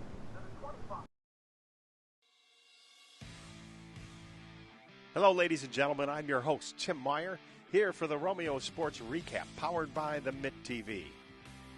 Remember, this show is available on both YouTube and Spotify. And before we begin, a word from our sponsors. This podcast is powered by the Mitt TV of Romeo, Michigan. If you're looking to start a podcast for your business or personal use, look no further than the Mitt TV. They can get you access to equipment, a production engineer, and can even edit your podcast. That's all right here at the Mitt TV of Romeo, Michigan. And you can contact them right now via email at mitt.tvpodcast@gmail.com. That's mitt.tvpodcast@gmail.com. Hello, ladies and gentlemen, and welcome to the Romeo Sports Recap Show. I'm Tim Meyer, and today we have as our guest Romeo Athletic Director Cody Smith. And Cody, welcome to the show. Thanks for having me. Looking forward to it.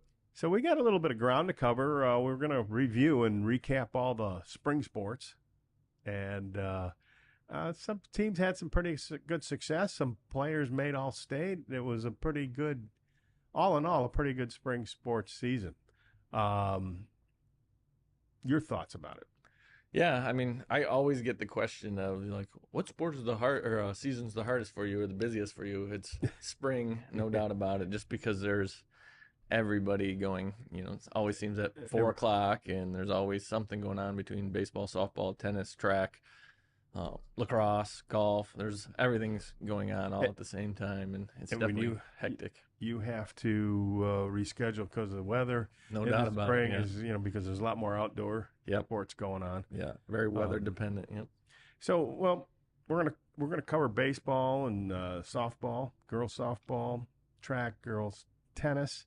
soccer, girls soccer, and track, primarily here. We've had Michigan Romeo sports recap shows on all those sports, except for track. But people can go and look at lacrosse and see for themselves, see some of the kids that played and stuff that did a good job.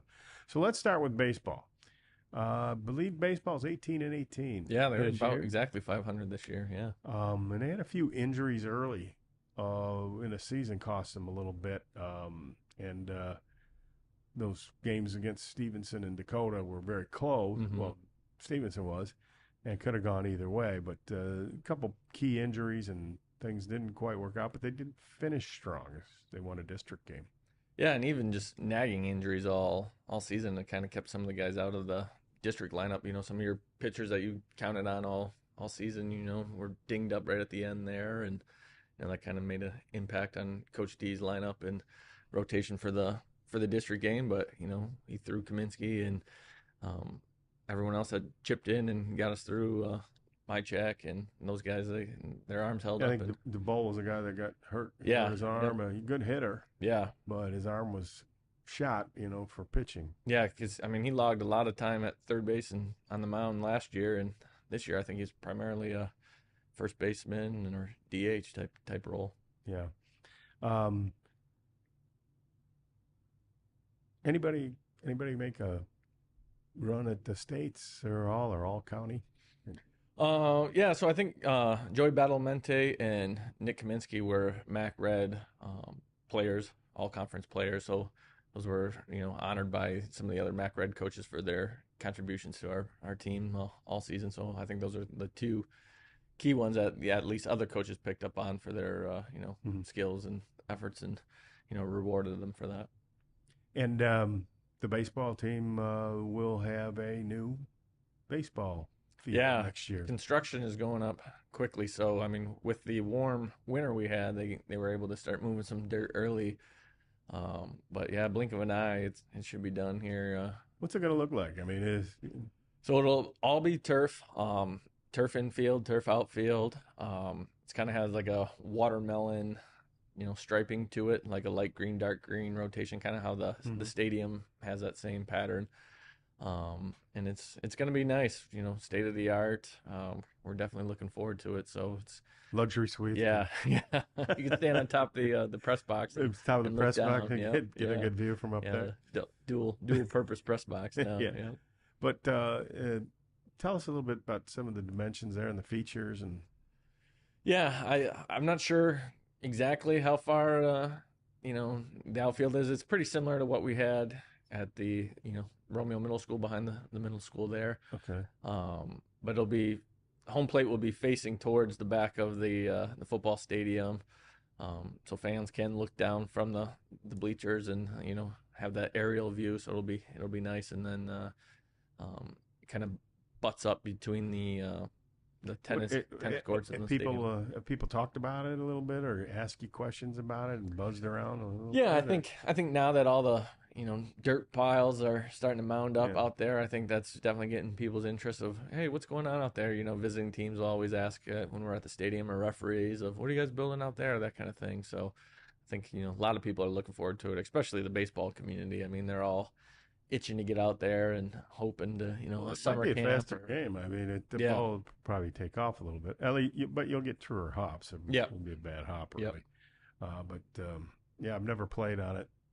Of course, we were lucky to have grass in the infield. So. Yeah.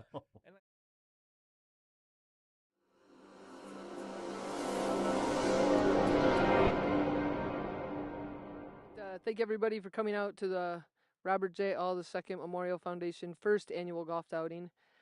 I will explain. We used to be the Romeo Foundation for Educational Excellence. We changed the name to honor my father, who passed away almost 4 years ago. We thought it was a good idea. We are still doing the same things, benefiting teachers, students. We added first responders. In today's day and age, we thought that was a good idea. And my father respected them, as he was in the Air Force as well. So I just want to appreciate everybody, thank all of our major sponsors. You'll see all the signage out here today. that Mitt TV is going to drive around and talk to some people, but I just want to thank the community for all of their support over these last 30 years. Thank you. Hey, we just want to take a minute to thank everybody for coming out to the Robert John All Memorial. It's an emotional day for not only the family, but for the friends out here today to support him. But we've been blessed with a beautiful day and something he enjoys the most, and that is golf. So. I do want to do a quick thank you to everyone that's supporting the Robert J. Hall Memorial Golf Outing. A little emotional here. We do want to carry on a great man's legacy, and I think we're doing a great job doing this. Romeo has been huge in supporting my grandson become a paramedic fireman in his grandfather's honor. And thank you so much, everyone who has sponsored, supported, and been here for us through this traumatic time. Thank you so much. Thank you so much to the Mitt TV and Ruth Heidebright for supporting Bob. I know they had quite a fun relationship together, and thank you so much, Ruth. Hi, so I'm one of the volunteers at the Robert Owl Foundation. Today we are shooting a cannon at one of the holes. We're on hole 3, and we are raising money for a foundation that raises money for scholarships, and it's a very good foundation. And I'm here with 2 of my best friends, and I'm just here supporting and making sure that we raise a lot of money for the scholarships today. Hi, my name's Emily, and I'm here with Dispo, and we're sponsoring hole 8. So here we have a couple of our discount cards and some hats and some stickers, and then some gummies that we're giving away so we can spread the word and let people know what we're all about, and hopefully they can come on in. Annual golf outing in the past, and again, currently we support the Romeo schools. It's now currently called the Robert J. All Memorial Golf Outing. Each year we're out here to support and have fun. The local Romeo schools, and through our various sponsors and Amy All and at her direction, we've raised quite a bit of money now for the Romeo schools. Every year it's a great time. Everybody's having a good time. We have sun again today. Everybody come out and visit and support your local Romeo schools.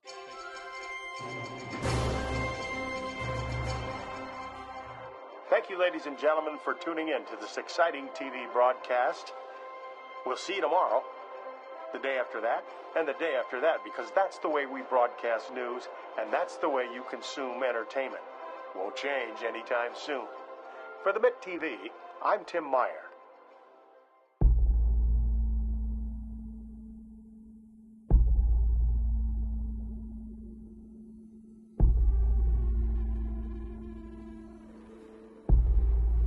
Tim Meyer. You, Tim Meyer. I said Tim Meyer. They said you were coming. Is what they say true?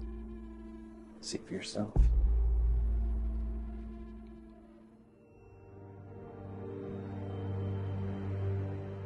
What's this?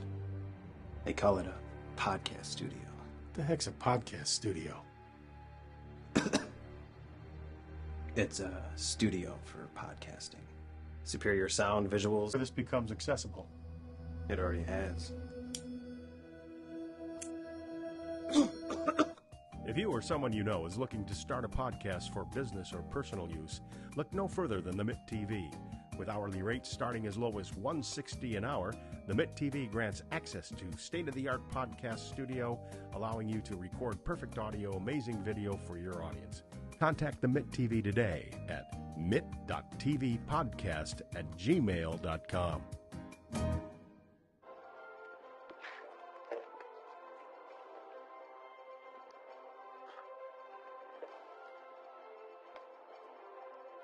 This job stinks.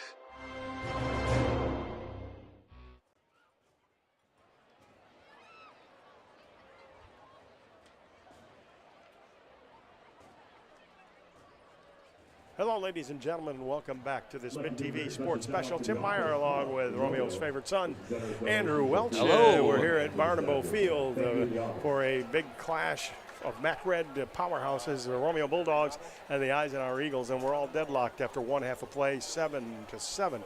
Tell us a little bit about the scoring, Andrew. Well, it started out, Eisenhower got the ball first. Romeo won the toss, deferred to the second half, so they'll start with the ball in the second half. But Eisenhower got a couple first downs, but then they ended up having to get sacked, then punting the ball away. Bulldogs' first drive of the game took the rest of the first quarter and almost a minute and a half of the second quarter, and that ended up with a Brody Meyer 1-yard touchdown run to score for the first score of the game.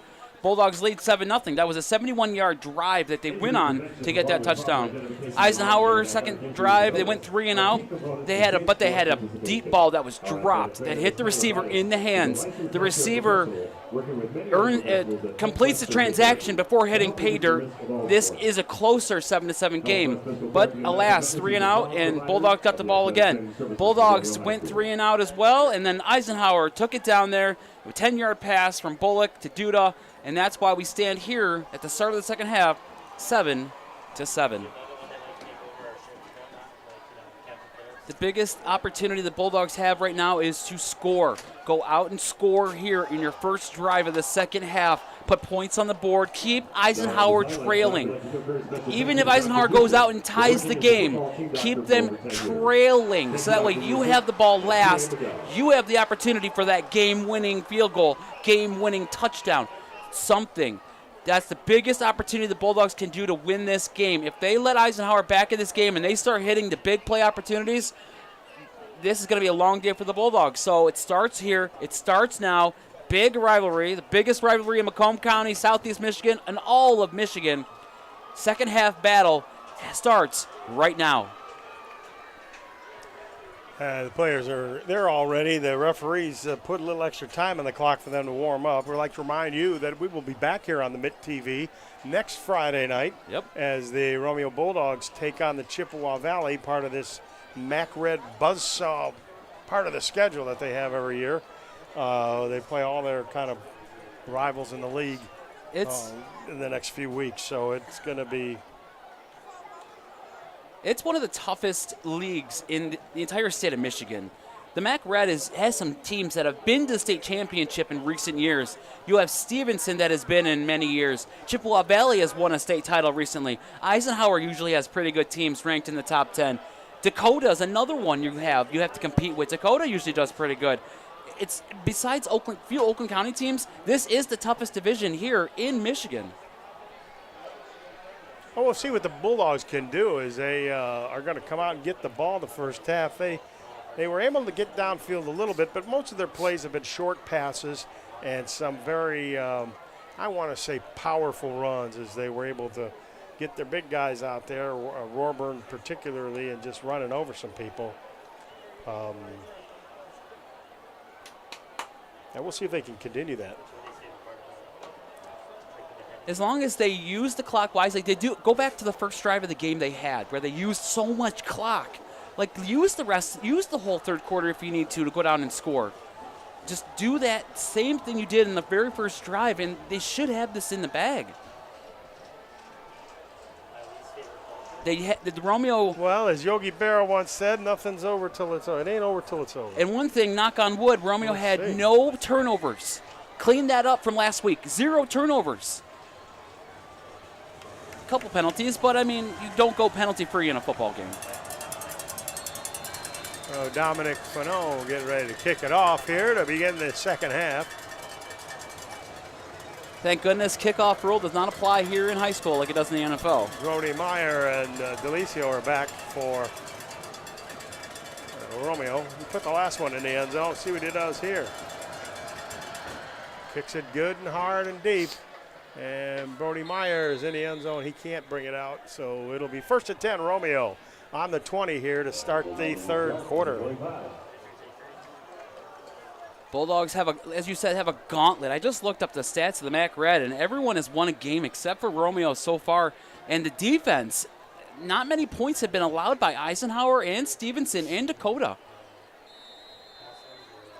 I mean, this is a typical Eisenhower defense. Yes, it is. And Romeo is going to try to run the typical Romeo offense, but which means there'll be a collision somewhere. Yes, yes, there will be.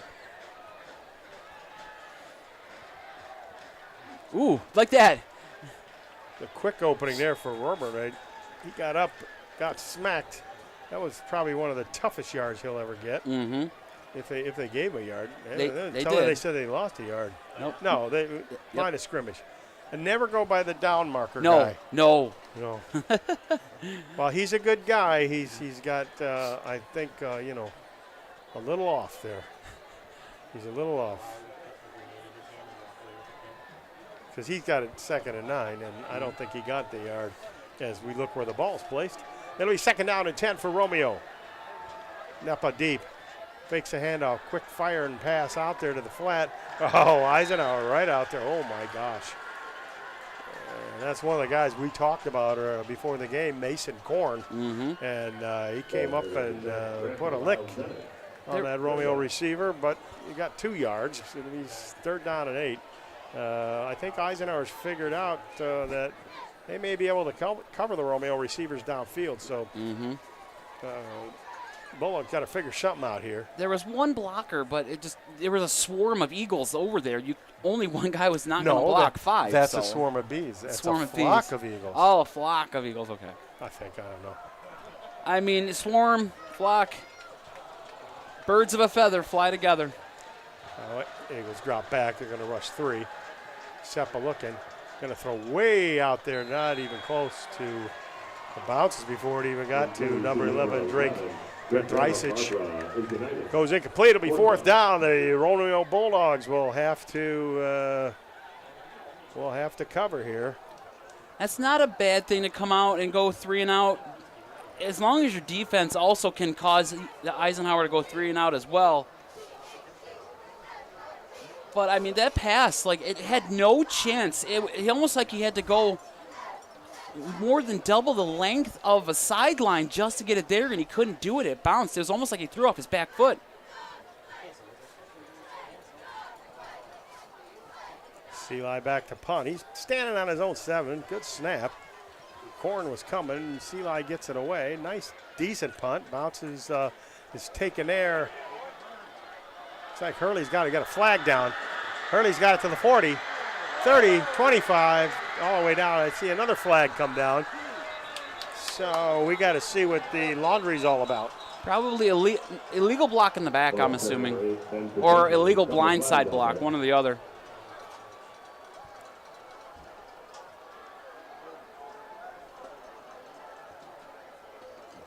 What are they saying down there?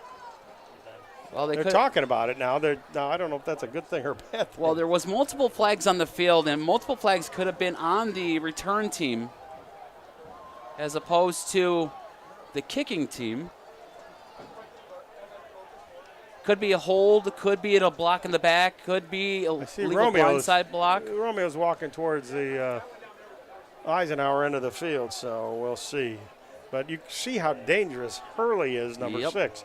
He can really turn it on. Now let's see what Mr. Referee says here.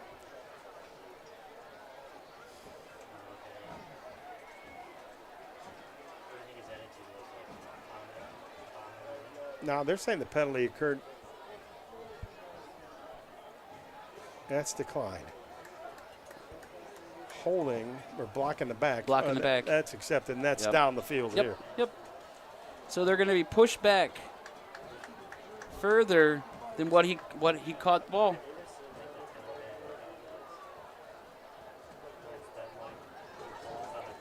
So I'd like to, we've got viewers all over the world here, but especially out in Lake Orion. David Hill is out there. He's tuning in tonight. Old number D6. Sitting home with some popcorn, watching the Romeo Bulldogs and the Eisenhower Eagles here on the Mitt TV. 1st and 10, Eagles on their own 36. Fake handoff. Bullock going long and deep. He's got Temple back there. He's got it at the 25-yard line. Tackled by DeLisio, and I tell you what, that was a heck of a throw. And I didn't think Temple had a chance to catch that ball. He looked like it could have been short, but he jumped in the air just in time to grab it, bring it down, tripped up by the Bulldog to save. Hold on. We got a flag. But there was a hold. Once again, that is why the long ball was able to happen. A hold by the offense. Push him back, way back. Gonna come back. That was a save because he had him beat. It was a shoelace saving tackle, but got caught. You can't do that. I would not put it past him to try that again, though. Well, it's worked twice. You know, give DeLiso credit. I mean, he was right on the guy. It's not like he was. No, he wasn't beaten deep. No, he was not He beat. was right on him, and it was just a perfect throw by Bullock, actually, to be quite honest. So 1st and 15. Here's Hurley. Comes up the middle, breaks a couple tackles. He's got the first down with some hard running. Small little arm tackle. Yes, Hurley. He hung on to Hurley, but he lost his feet. Once you lose your feet on defense trying to tackle someone, you're dead in the water, and they're going to take you for a ride. Exactly what Hurley did to the Bulldog defender. First Hurley's down, got Eagles. speed. He's got speed, but he's got a little power running too. So Eagle. it was amazing to see how it came together here. 1st and 10, Eisenhower. Back on their own 46, fake to him, another pass, looking up the middle. Got his man! It's caught out there. And let's see who that is. I didn't catch the number. 7. It's Connor Temple again. So Connor goes in the middle and catches one. It'll be a first down Eisenhower in Romeo territory.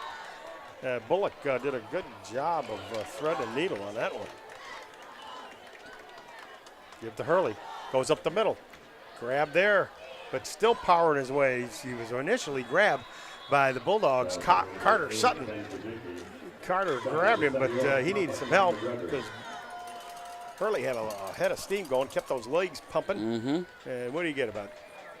Looks like 6 yards, so it'll be 2nd and 6. The only way to stop a guy like that or slow him down is to hit him from the front, and you push him back with your legs. Get lower than him, and that's the way to stop him. Hurley again, up the middle. Makes one man miss, headed for the end zone. And tackle down there.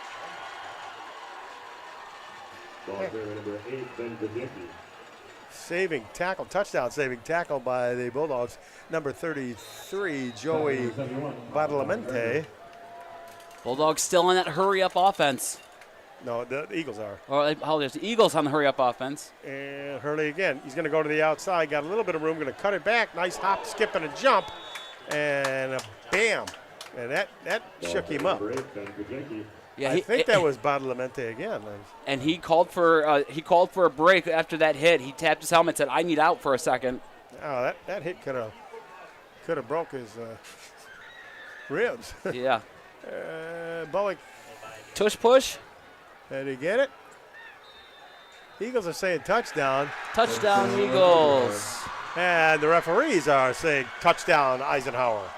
So the Eagles march down the field with their first possession of the second half and go ahead 13-7.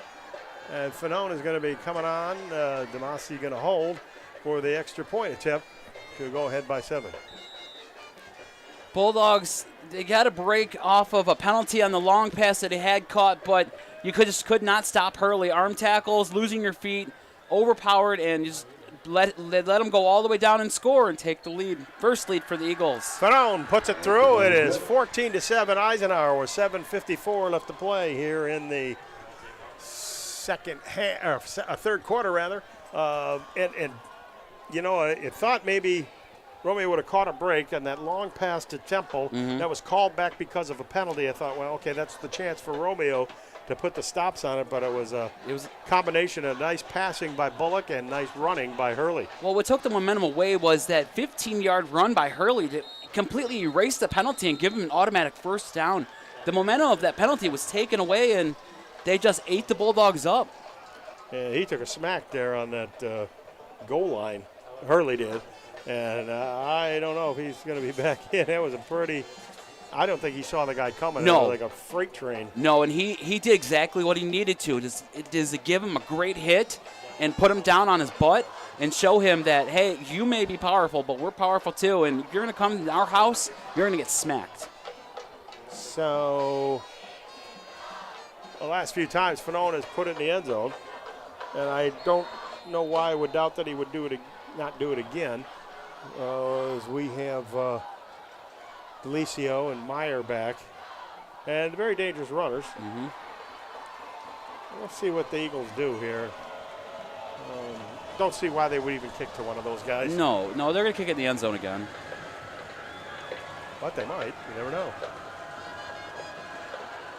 Yeah, got a good foot into that one. That's almost mid-end zone. It'll be a touchback, and the Romeo Bulldogs will take over 1st and 10 from their own 20.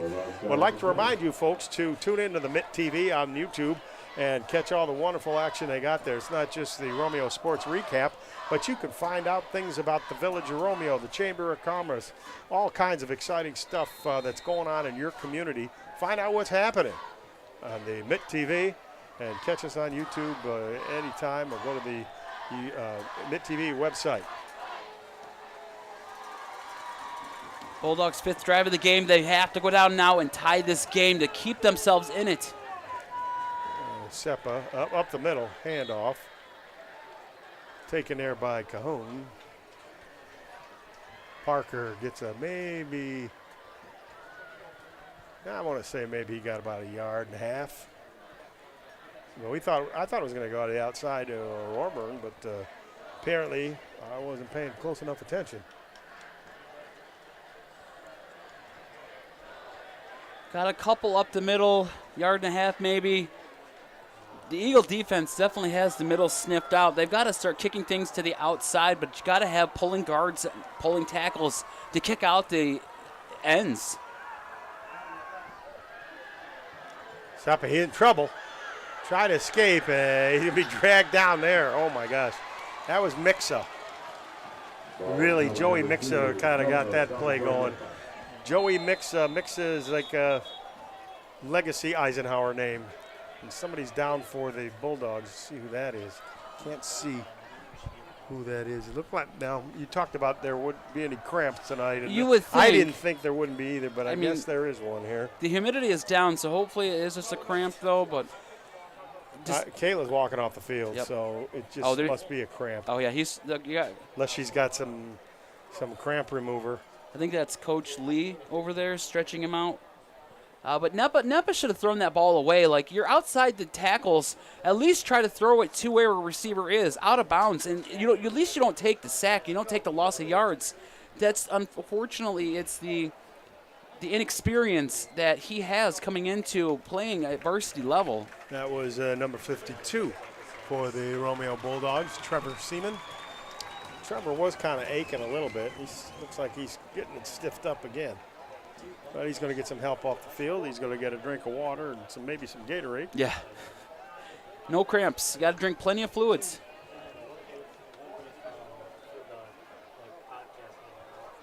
So a 3rd and 13. 3rd and 13 here. 6:56 to play in the 3rd. Romeo really could use a big play here. Seppa is going to roll out, looking down the field. Going to go long and deep. Got a man down there. Caught out there. Does something that he needed to do. Santino Magnoli. The Bulldogs needed a big play like that to build some momentum back. And he showed off his arm and what he can do. And the Bulldogs are deep in Eagle territory, looking hopefully to tie this game before we get to the 4th quarter. And the cheerleaders like that one.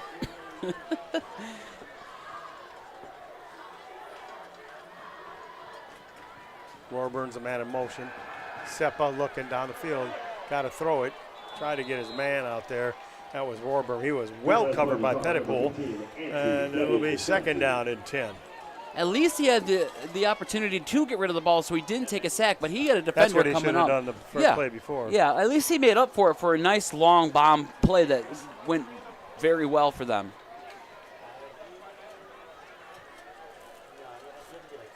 Bulldogs not out of this one yet. Go down and score, tie this game. You got it then. Play some defense.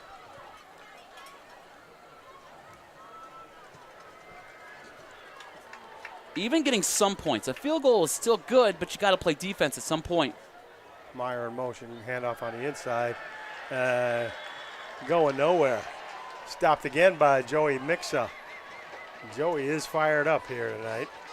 He's had, I think, maybe his dad or his uncles played, and his aunt, I think, went to Eisenhower too. So he's true blue for the Eagles, that's for sure. He's got the legacy. Yep.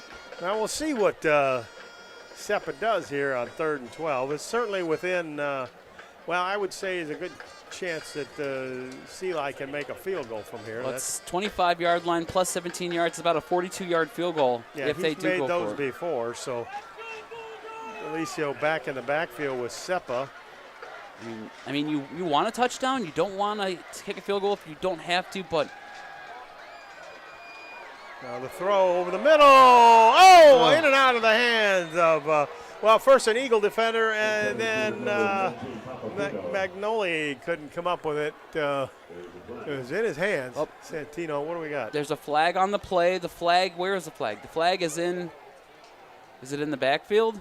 Let's see. Well, I got to see what the referee is going to call here. If it's in the backfield. It's 4th down. And Seali's on there. I don't see any flags, so he must have picked it up. That's what it looks like. So, field goal attempt. This will be a 42-yard field goal attempt. Well, Max Fountain doing the holding.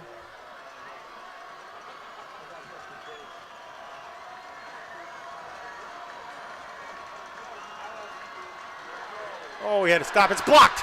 Eisenhower picks it up. And you go all the way. It's Jimmy McGuire. Touchdown, Eisenhower. That little hesitation by Seali. I don't know if he was ready for that snap. It doesn't look like he was. He hesitated for a second, almost like he wasn't ready for it. And then by the time he got an opportunity to go in and kick it, it was blocked. And Eisenhower picked it up. I don't think so either. I don't think he expected the snap to be that quick. And when he saw the snap go, the small hesitation is what cost them.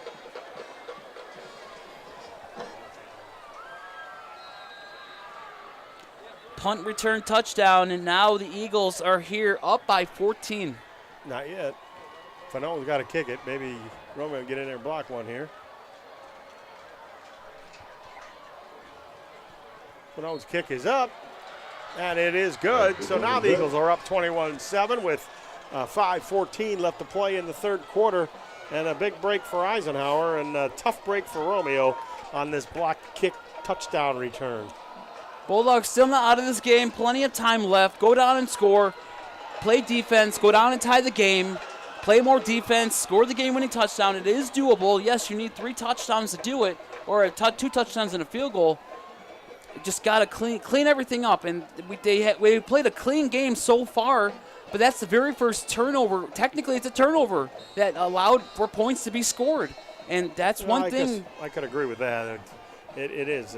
It certainly was a turn of events. Yes, and that's one thing you have to clean up. And honestly, that center should have just ate the ball. At that point in time, you realize that he's not going to get the kickoff.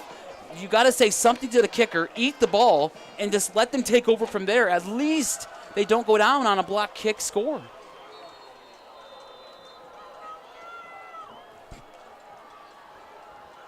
But alas, here we are. This is what happens, and now it's time for the Bulldogs to go to work and do what they do best.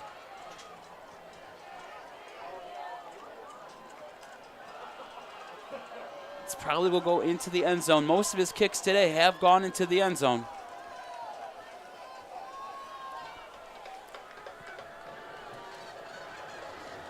And he puts a foot into it, and nothing new here.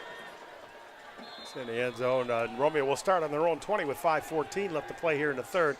It's very important that they have a nice sustained drive and maybe put it in the end zone and on this thing and make it tighten it up a bit and put Eisenhower back on the heels again. Mm-hmm. I mean, you have big play opportunities. Start doing big plays. I mean, I know you like your running game and I know you like your game plan that you usually pull, but it's now time to pull things out of the playbook and get your team fired up and get them back in this game.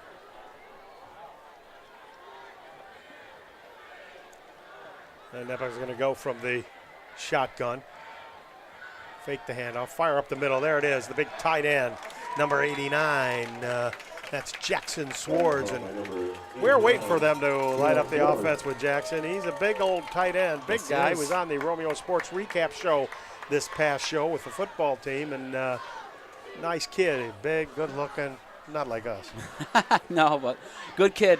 He played basketball a couple years for the Bulldogs and then decided last year not to go out for the team and just focus clearly on football, and it's paid off for him. 2nd and 1. Quick handoff. It's Warburn. Oh, and we got a flag, and they're going to see what that's about. That looks not good. Hopefully it's not a hold. Otherwise, it's going to take him back to the original line of scrimmage. That's what it's going to be. It'll go, I think, beyond that. I think they're going to be back negative. Yeah, negative yard from the original line, and it's going to be 2nd and 11. Oh, and a nice play, though. Warburn hit the hole real nice, and they had a nice play. But then again, if you're holding a guy, I could do that too. Yeah. As we talked before the game started, you have to play clean, and you can't have these minor mistakes to take you out of big momentum plays. A big momentum play for 9 yards to Swords got erased by one penalty. He's got his man out there. That's Warburn. He's got a first down all the way up to the 45-yard line. But then again, you can always come back and do another big play. That wasn't Warburn. That was Drake Vendricic. First down, Romeo. So they needed that big play. They need a whole bunch of big plays right now. Yes, great opportunity for the Bulldogs, and great job to not let that kill the momentum that they have going on so far. They had a good play, had a penalty that took it away, but another big play with no penalty gives them an automatic first down at about the 45-yard line. A score before the end of the quarter is necessary, and then you play defense and go down and score again and tie this game. Oh, here we go. Sammy Nepa back in the shotgun. Oh, we got flags, and guess what? I believe that's going to be illegal procedure? Motion or something, probably illegal formation. Probably happened, maybe two guys moving at the same time. I'm not sure. It's a 5-yard penalty. But we got our man down there in the field, Ben Kowalski, and Ben's down there, and he's looking for something to do. And he's got a camera in his hand. Okay, maybe he can get us a shot like the cheerleaders or something like that, because they're working real hard out there. Not that the football team isn't, but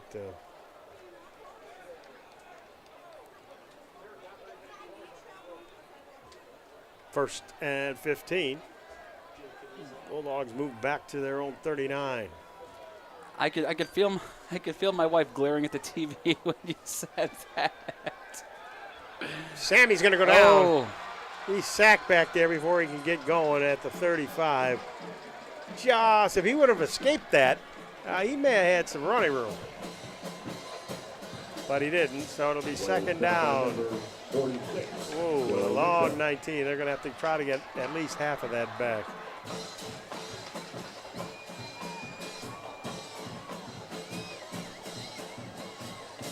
Bulldogs trying their hearts out, trying to get back in this game. They tend to do big plays after costly penalties, so maybe this might be another opportunity for Jackson Swords or for another big play opportunity to get this first down. Well, they need to get back to the original line of scrimmage maybe to have a chance here.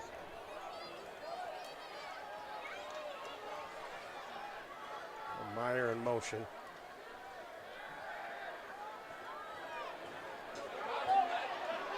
Go to the outside, and no, it wasn't there. Off balance, tried to dodge a defender and then make a throw, and it just does not work. You're off balance. You can't do that. You got to create your balance back and then make your throw. And at that point, he should have just faked the throw and maybe took off. Well, he had Magnoli down the field, wide open down the middle.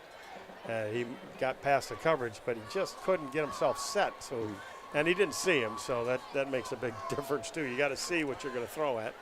Quarterback vision and knowing when the right time to take off, when the right time to throw the ball away, when the right time to just play smart.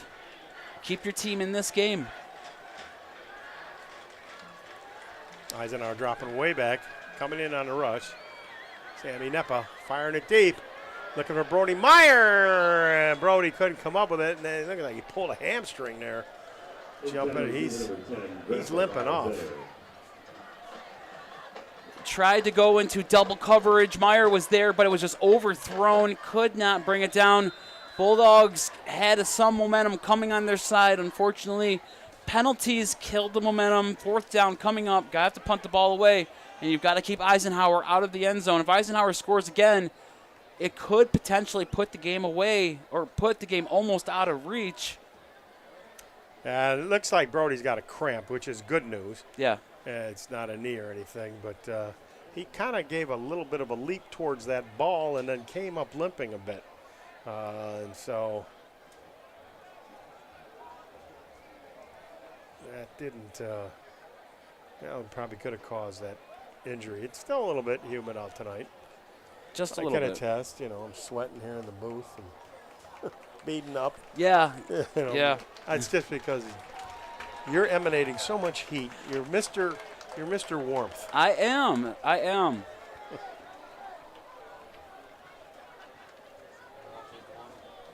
I mean, right now it is a brisk. So with 4th down, 78 degrees. Joey Seeley is going to punt it, and Hurley is back for Eisenhower, so he's recovered from that big smack.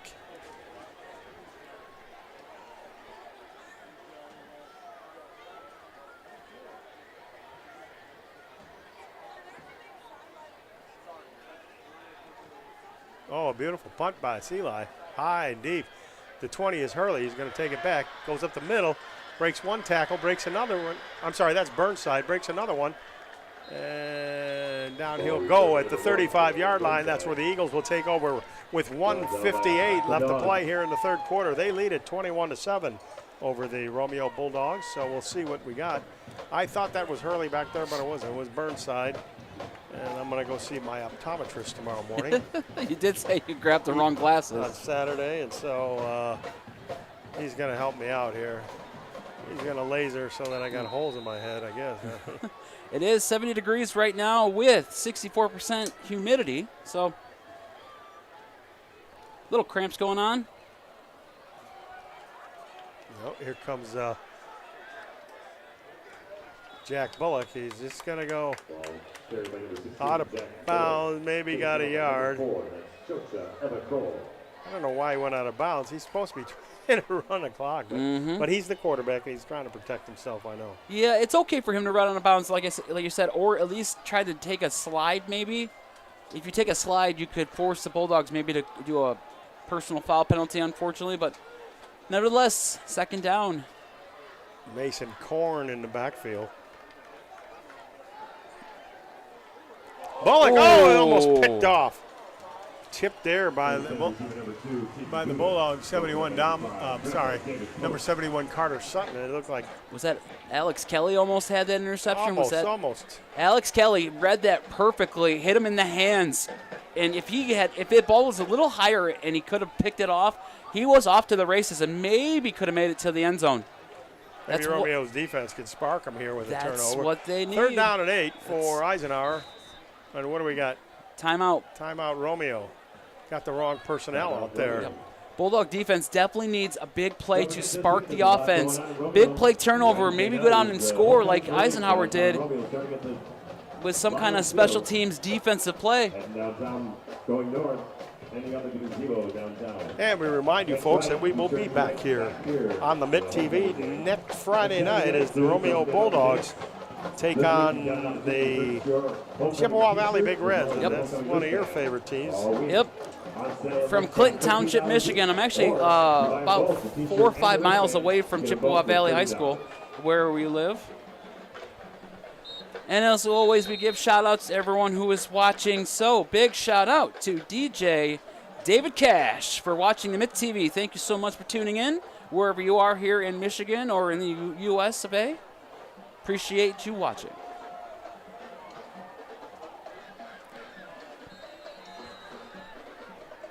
Third and 8 for Eisenhower. Ball's on their own 38-yard line. Minute 47 left to play in the 3rd. Back goes Bullock. Looking. Being rushed. Being chased out. Fires to the sideline. Incomplete. Dropped out there. That was number 2. Keaton Duda couldn't hold on to that ball. Wouldn't have been a first down. He'd have been down before that. It'll be 4th down, and the Bulldogs defense does a great job holding. Brody Meyer is going to be back in the game, and he's going to go back to receive this punt. If I was Romeo, I would put everyone on that line to block this punt, and it looks like that's what they're doing. Everyone is up on that line trying to block this punt. Patapool is the punter for Eisenhower, and that's what it is. It's an all-out. It's all-out bum rush, Yeah. which means Brody Meyer will call a fair catch if it does get off. Here come the Bulldogs. No, not in time. Patapool with a nice kick. Meyer at the 25, the 30, makes a man miss. A little over the 30, and down he'll go. And he tackled there, and roughed up a little bit by the Eagles, number 53, Noah Parsons. And I think he had a dad or an uncle that played like that, too. He had his dancing shoes on out in the field today, and unfortunately, the little jig could not get past the defense, or the punt coverage, I should say. And the Bulldogs will start right there at the 31. And off to Roarborn. He picks his way through. Nice weave by Mr. Roarborn. And he gets up, tackled by Joey Mixa, but he gets up to the 37-yard line. It'll be 2nd down and 4. Now's the time to empty this playbook. Throw everything you can at Eisenhower. Throw stuff at them they have never seen before. Get your team back in this game.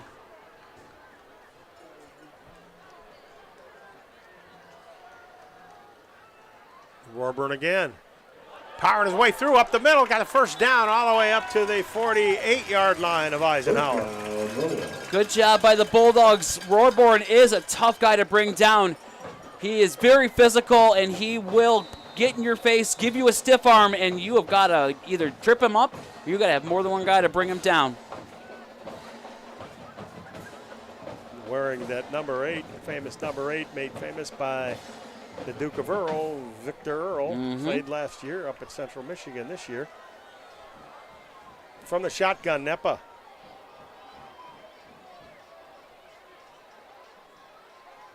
Roarborn again, weaves his way. He's to the 45, to the 44 of Eisenhower.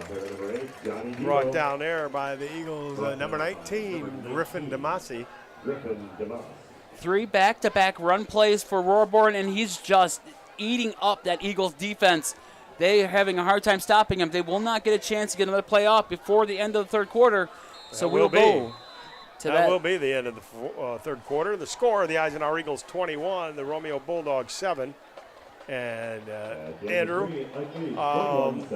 Eagles break it open a bit, not out of reach, but no, it's Romeo does need a score. It's 2 scores away, and you don't want to be down 2 scores, especially against this team. They are ranked top 10 in the state. Their defense is ranked pretty good. They haven't allowed very many points in 2 games. I mean, it was 2 touchdowns, Bollock, a 1-yard tush push, and then a punt return by McGuire.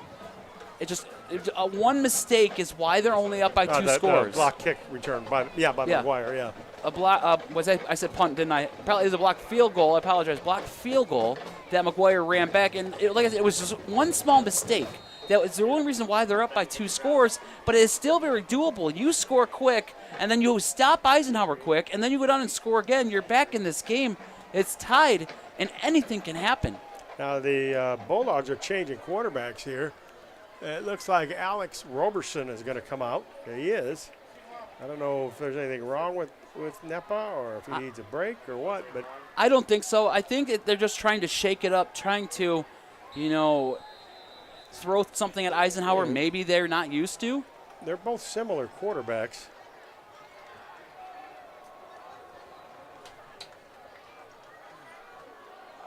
Now the Bulldogs are set. Roarborn comes in motion, takes the handoff. No, he doesn't. Roberson gets it. He's going to run it up the middle. He's going to get the first down and into Eisenhower territory deep to the 36-yard line. Call it the 37, where it'll be first down, Bulldogs. Great job by the Bulldogs. A little trickery. Roberson comes in. He fakes the handoff and takes it up the middle himself. They were expecting Roarborn maybe to get that ball again, but nope. Roberson in. It was a good fake handoff to Roberson. It was. It did take some of the Eagle defense with them. Yeah, they got sort of sucked in a bit by the fake to Roburn. He's in the backfield still. Roberson is still in at quarterback.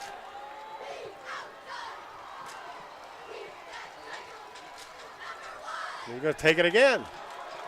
Fouls the left guard. He's up. He's got about 8 yards again. It'll be second down. 2.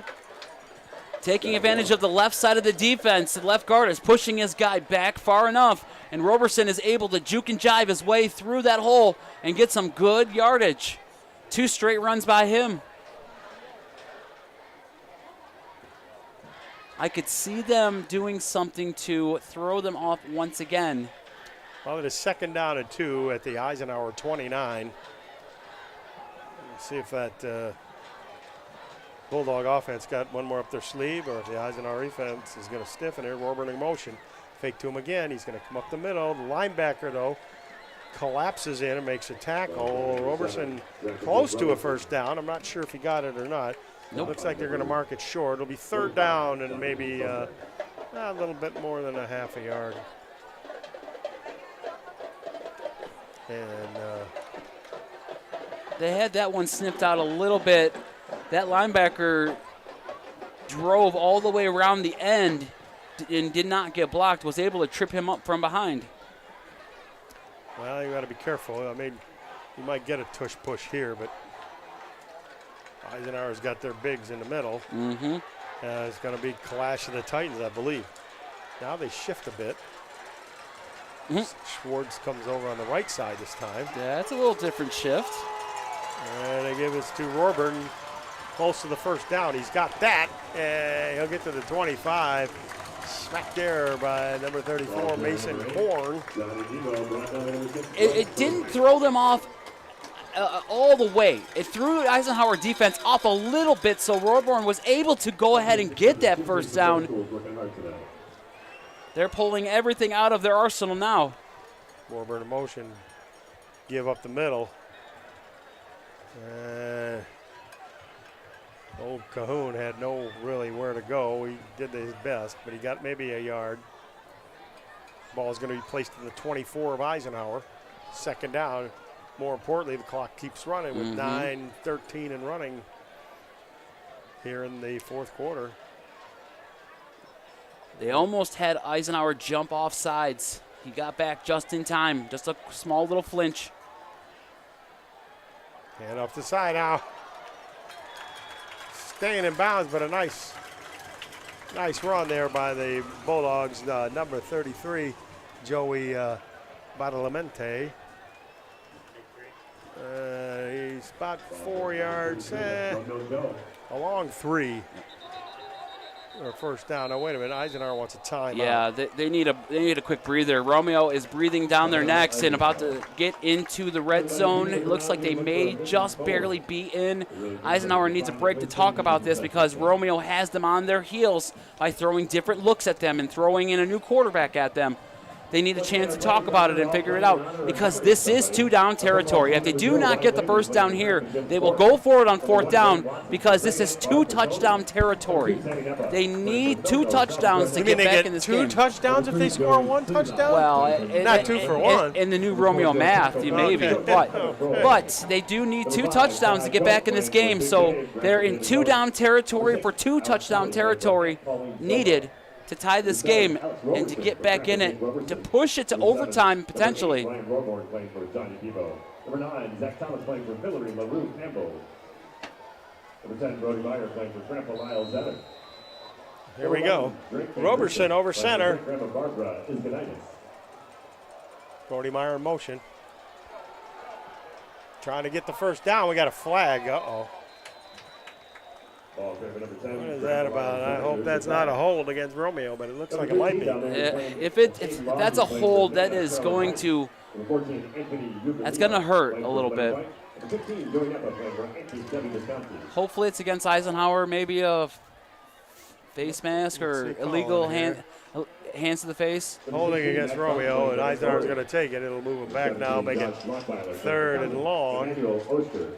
Number 18, Joel Shillacaro playing for Grandma. It's tough. It's tough. You know, penalties happen throughout the game, and it's just penalties that have killed drives and killed momentum and pushed them back when they've done some great stuff. The Bulldogs have just got to clean it up and play a little more disciplined. Like, don't reach for the hold. Like, get lower on your defender and right in the chest area of the shoulder pads, like right in the middle, and you lit low and you push them back. You don't need to hold. You just shuffle your feet sideways or push them diagonally away from the runner. Sammy Knepp in at quarterback, 3rd and 13. Inside handoff to Brody Meyer. You got flags all over the place. Tell you what. Offsides maybe on Eisenhower? No, I think it's illegal procedure against Romeo. Illegal shift by the Bulldogs. 33, Joey Belamente playing for No. Shooting themselves in the foot. Eisenhower's going to. They're probably. I think they have to. I would think. No, they're declining this. I think so, and that's actually the best idea because Romeo didn't get anything off of that play, so why not? If Romeo would have gotten 8 yards, then of course you accept it, but they declined it. So now this is 4th down. They need this. This is the downs that make defensive back coach Dave Brzezinski of Eisenhower really nervous. You don't want to get beat back in the corner of the end zone of your Eisenhower. Nope. Now Neppa back to pass. Tries to get a block. He got to run out of it now. He's going to get tackled way before first down. Looks like Eisenhower's number 5, Michael Odo, got him. And the ball will turn over on downs to Eisenhower with 7:21 left to play here in the 4th quarter. Now the Bulldogs are going to need a big turnover or something kind of a big break. It's a tall task. It is very doable. Very doable. Very tall task, though. And unfortunately, it was penalties and mistakes here in the second half that has shot the Bulldogs in the foot. And that's why they're in the 2-touchdown hole that they're in.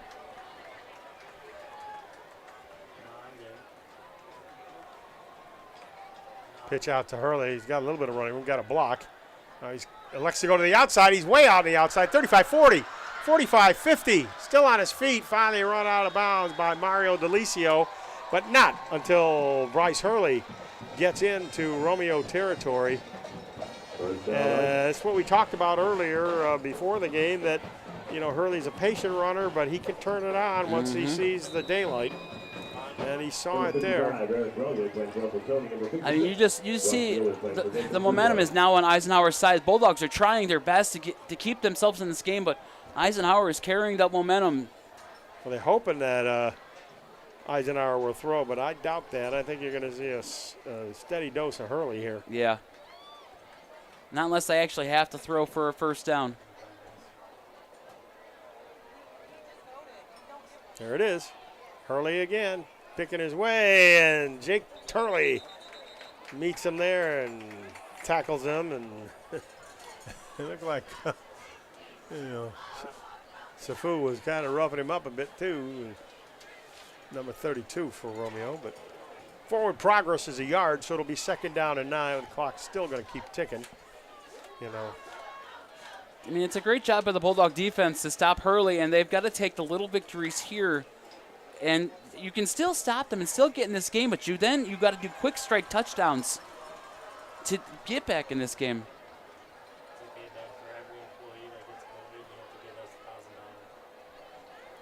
Bulldogs still not out of it yet. They're not out of the playoff race either. Bullock, pitch out to Hurley, makes a cut. And he gets down to the Romeo 45. A couple yards. It's going to be 3rd down and 7. Great job by Jacob Turley with the open field tackle. No arm tackle. He wrapped up and pulled down and made sure that he could not get any farther than only 3 yards. Well, we got a timeout here. I think it's Bulldog timeout trying to get that ball back. Because if they can stop him here on 3rd down, they can get this ball back. Number 66, Anthony D'Angelo, playing for Nona. With about 5 minutes left. So as we've been saying all throughout the game, next time we'll be here is a week from tonight. here at Barnable Field for Chippewa Valley. The cheerleaders never stop. They keep cheering. No, and they do a great job, no matter honestly. what the score is. No, and they do a great job, honestly, and they still do some of the cheers that they did back when I was in high school. You know what they used to call the cheerleaders back in the 50s? What was it? Paper shakers. Oh my gosh. Because they shook paper and not plastic pom-poms? That's it. Paper shakers. It was like 2 pieces of paper in their hand and they just shook it? Not pepper shakers. Not pepper shakers. Paper shakers. Oh, here we go. Eisenhower with a third down here. 7 yards to go. Romeo's hoping they put it up the air, and they're hoping they can pick it off. It looks like Eisenhower. I don't think Eisenhower's going to put it in the air. I think they're going to run the ball, so they're going to force the Bulldogs to stop them on the ground. But then I'm wrong. I'm not always right. The screen pass thrown way out there. That's kind of a blessing because that'll stop the clock as well. Yep. Great job by the Bulldog defense to stop Eisenhower dead in their tracks. They're going to get the ball back with about 5 minutes left to go in this game, but now it is called quick strike mode. You don't have to kick an onside kick if you can score, but you may want to try and then force your defense to get a stop if you don't get it.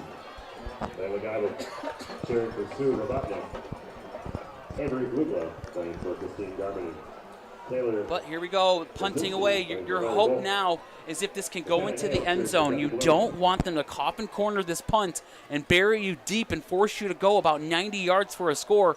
You want this to come out to about the 20-25, so only 75 yards to go for a score. Oh, it bounces up there. Here comes Romeo. Opportunity for Romeo to get this ball back. He's going to run for it. You got to get him. That's going to be a first down. Isaac Connor or Pettipool. He's going to go all the way for a touchdown. Bulldogs had the great opportunity to pin them and get great field position, but they let the punter, Pettipool, get out of the backfield over the first down marker and just let him run east and west to the other side of the field and get a touchdown. Well, I tell you what, half the Bulldogs defense didn't know what happened. No one knew that it was a bad snap, and someone should have yelled something like poison or bad snap or something. Alex Kelly had him back there, and it got away from him, and he'll be replaying that. Here's Fanon for the extra point attempt. Kick is down, it's up, and it's good, and it's 28-7. The Eisenhower Eagles. And really, special teams, 2 special team touchdowns against Romeo. So you can say the Romeo defense played good tonight because they only really allowed 2 touchdowns offensively to an Eisenhower offense that's ranked top 10 in the state. But it was the special teams play of Eisenhower is the reason why they put the Bulldogs away. That's the biggest thing, and unfortunately, Bulldogs have got to go back to the drawing board, and they got to clean this up now. They cleaned up the turnovers. They didn't really turn the ball over today, minus the blocked field goal, what we can count as a turnover. And then a few penalties, unfortunately, that didn't clean that up, and that's what cost them big drives that they were going. It's just penalties and special teams is what's killed them tonight. So we got all the way from New Orleans, Louisiana, Stephen Machabilski watching the game tonight on the Mitt TV. Big shout out to them, and they're down there deep sea fishing. Remember, guys, catch and release. You should have them send us some po' boys up here. Well, I don't need I need a rich boy.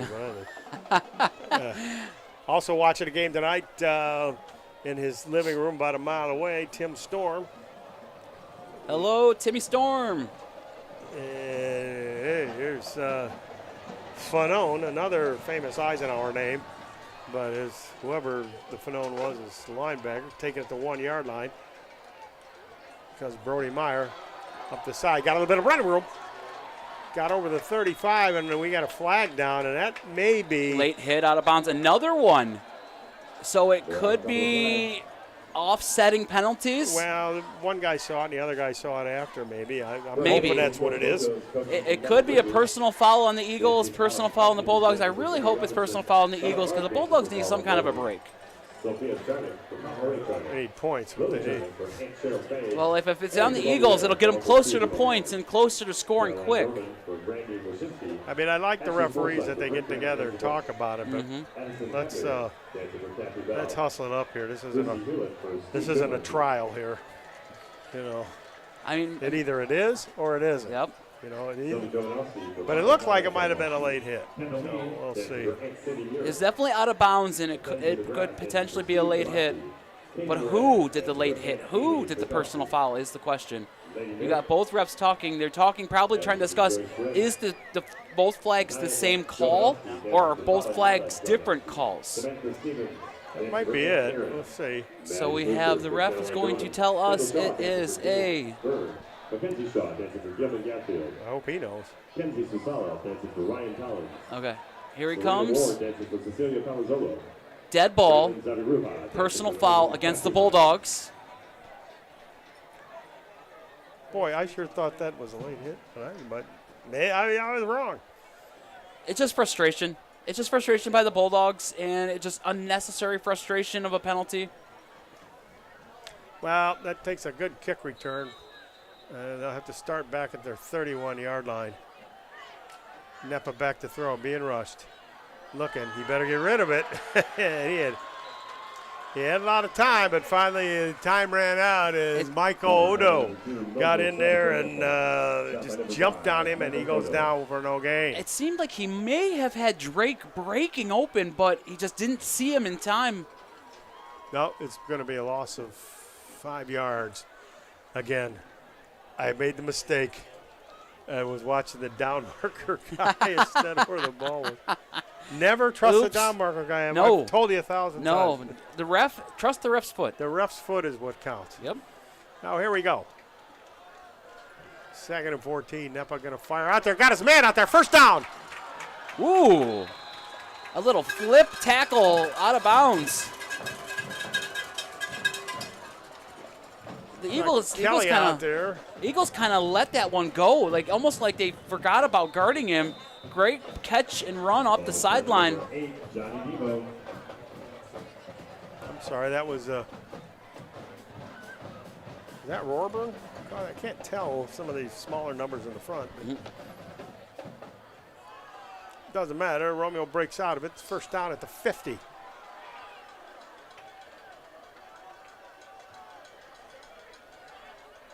Delicio trying to get around a corner over the 50. Better get out of bounds. He doesn't. He just dives forward to the 45. That was, I'm not going to lie, that's some lazy tackling. Like, I don't know if Eisenhower's like thinking, oh, we got this in the bag. I don't have to tear my body up anymore and not tackle him. But no one tried to wrap up and tackle him. It was like run into you and make you spin and fall down to the ground yourself kind of thing. Kind of thinking Delicio would have ran out of bounds. Yeah, at least to stop the clock. I mean, especially since you don't. Eisenhower's side's going to call timeout. Especially since you don't have like you don't have time on your side. You definitely want to run out when you don't have the first down.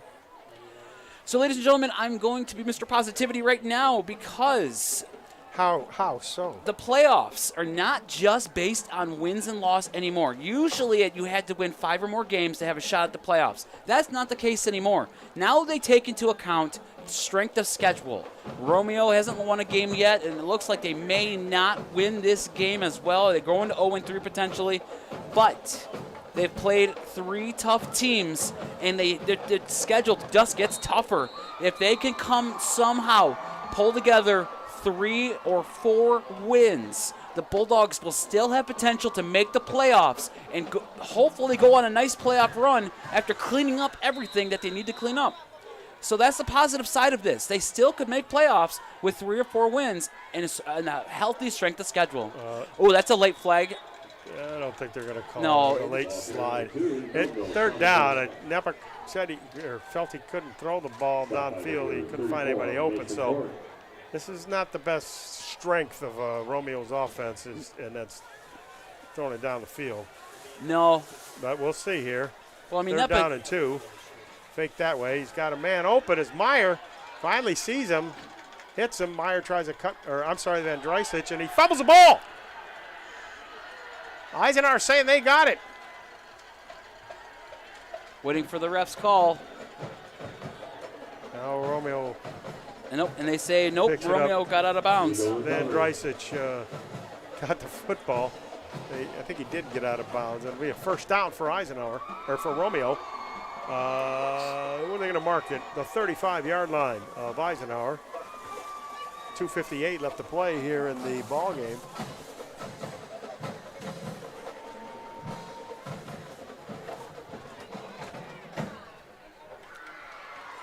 Bulldogs just going down, trying to make a game of this, score a touchdown. As I said, it's all about strength of schedule and about strength of your opponent's schedule. So we made a mistake. It was a fumble, and Eisenhower does have the football. See, you saw the ref.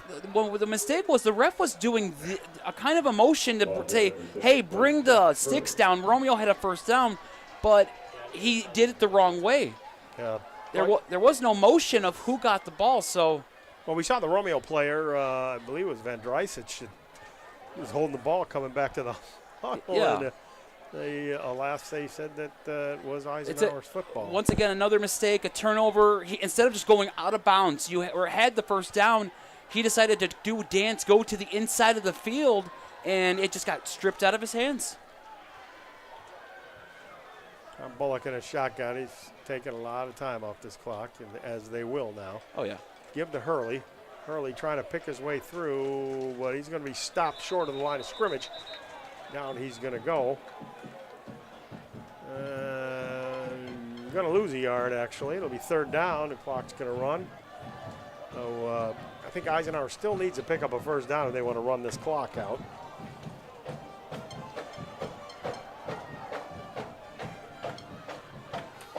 As we said before, our next game here on the Mitt TV will be next week. You can tune us all in against Chippewa Valley. It's going to be right here at Barnable Field. You can watch the game and live stream it on the Mitt TV on YouTube. Because here on Mitt TV, we always do it live. Well, we do. We do. Oh, fumble the ball. And Bullock collapses on it, and I think Eisenhower's going to be forced to punt. I believe they have to stop the clock for the change of. You are correct. So they're only going to be able to take about 30 seconds off the clock or so, maybe about 25 seconds off the clock based on the play clock. And so the Bulldogs will get this ball back with probably less than 30 seconds or around the 30-second mark. Unless Brody Meyer runs it in for a touchdown or gets blocked. They're coming at him, too. Yes, they're doing it again. Oh, too many men. Get it off.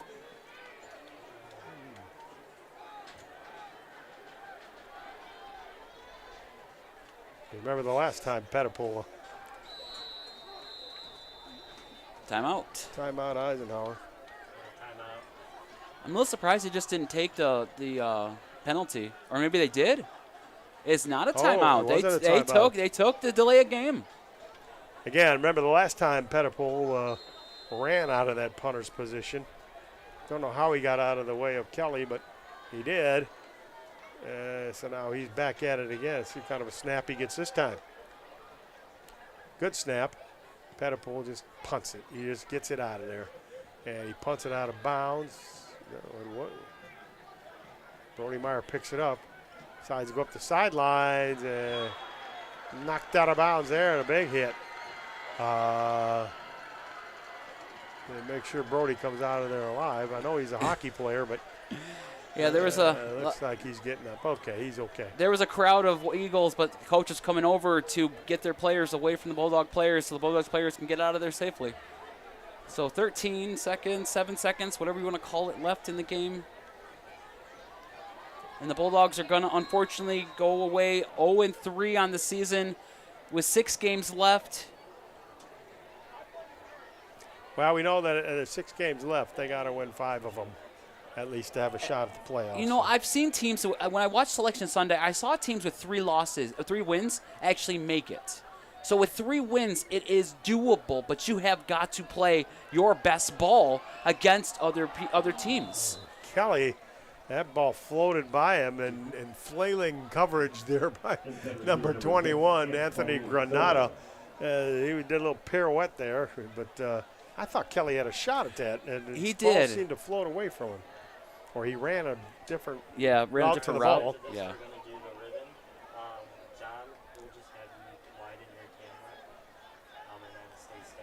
So a few seconds left. Bulldogs will probably have a chance at maybe one more play. They're going to throw some kind of deep ball down the field or maybe just hand off the ball and let the game end. And just walk away, learn from this, clean up more mistakes, and just get ready for Chippewa Valley. The Big Reds coming to town next week. Sammy trying to throw. He's going to be – oh, no, he gets away from it. And then he just got blistered. I mean, he got smacked by Philip Reggio, and he's hurt.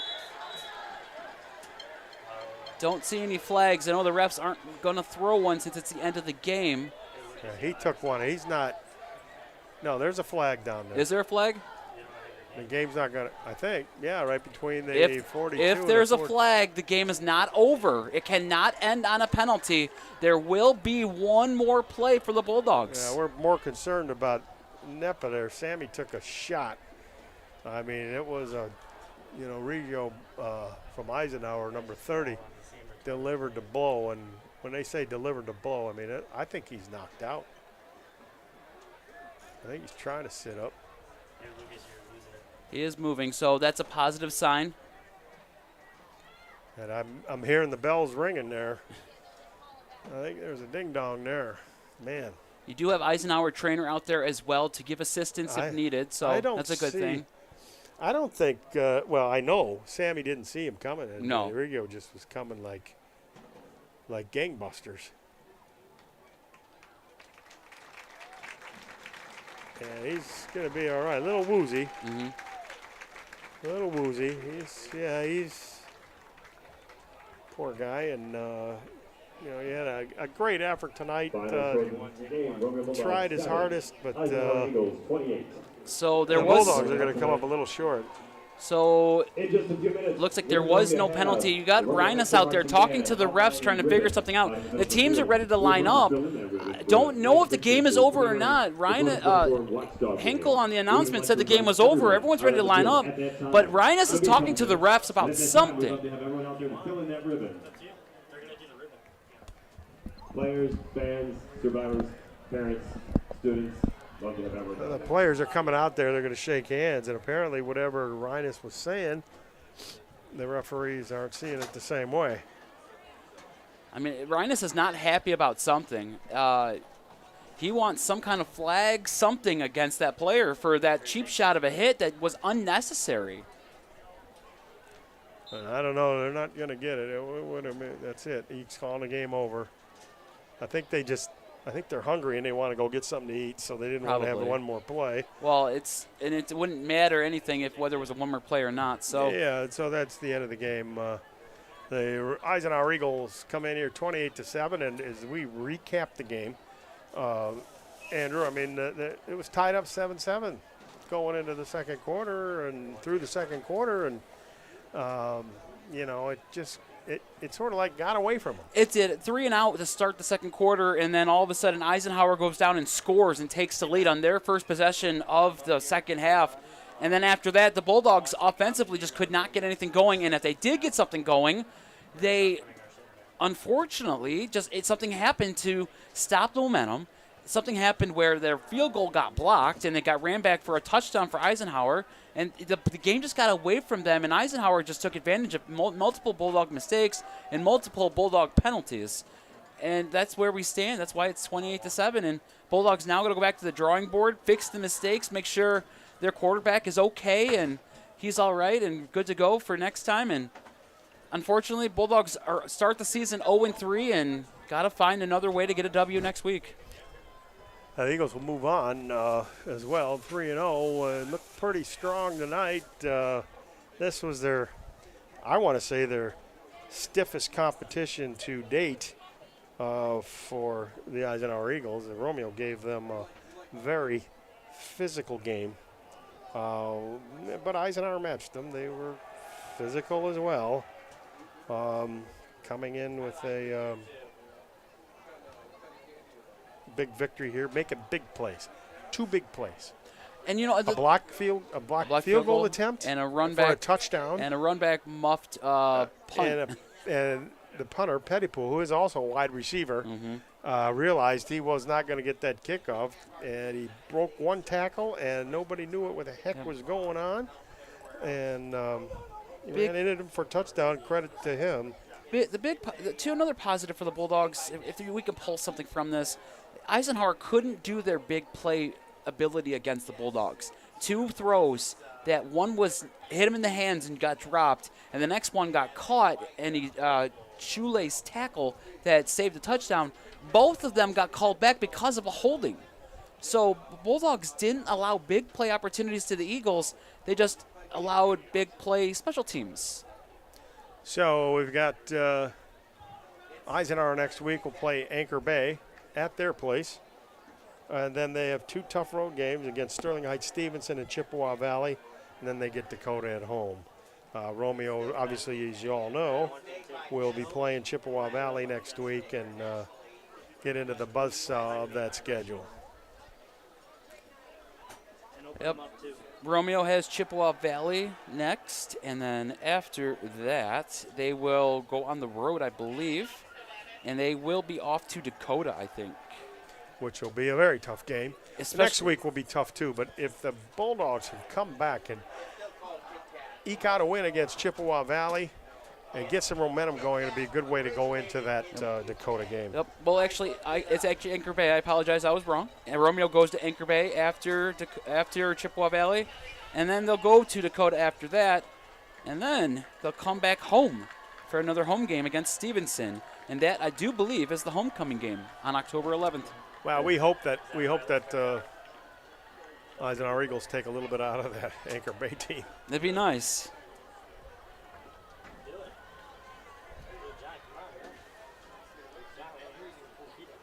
We're waiting for the students to come on here, folks, and for the Watchdog game, they're going to make a nice big heart, I guess. Heart or ribbon, whatever they usually do on the center of the field. I think. Everybody's going every which way.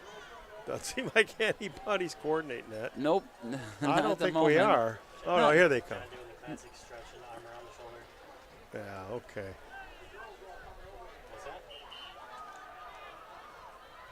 And here comes the band also to join the students and the football players. Kind of looks like a big scramble city here. It's a little but bit. It is the 15th annual 15th Watchdog annual, yeah. game, and Yep.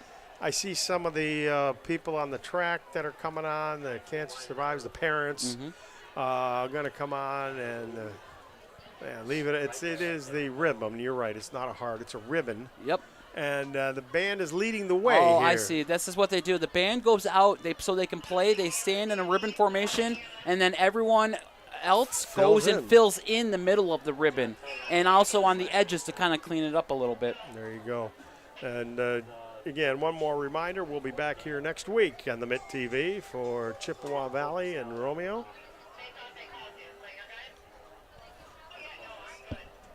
Let's see here. He's doing. So we want to give a shout out. Tuba push-ups. A shout out to every single person who has been diagnosed with cancer. You're still fighting. We are with you in your fight, and we pray that your fight is a positive one, and we are with you always. We're with your families. We're also with the people who have survived cancer, who have beaten cancer, like my father. My father has survived cancer, and he's starting to beat it. He had another PET scan that had to be postponed due to high blood sugar, but he has another PET scan to see if the cancer cells are finally gone. And for those who have beaten it and those who are cancer-free, we applaud you, and we are so happy that you are free of cancer. That's what it sounds like. We certainly hope your father gets a good report. Yeah, they had to postpone his PET scan because he's got diabetes and he had high blood sugar. So what they do with the PET scan, they insert sugar into your body, and then cancer cells love sugar. So they go and they attack the area where sugar is if there's still cancer cells in the body, and it lights up on a test, and it shows if there's still cancer cells in. So we're hoping that next week when he has the scan that the cancer cells will hopefully be gone. Well, some people got it, and they're going into the ribbon, but not everybody is doing it.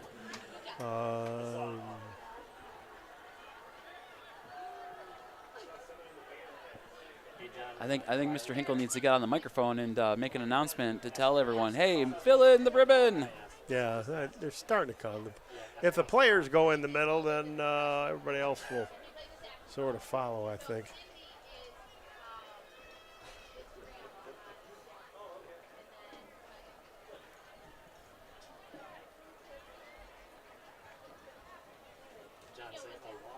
All right, everybody, before you leave, please head on down to the field.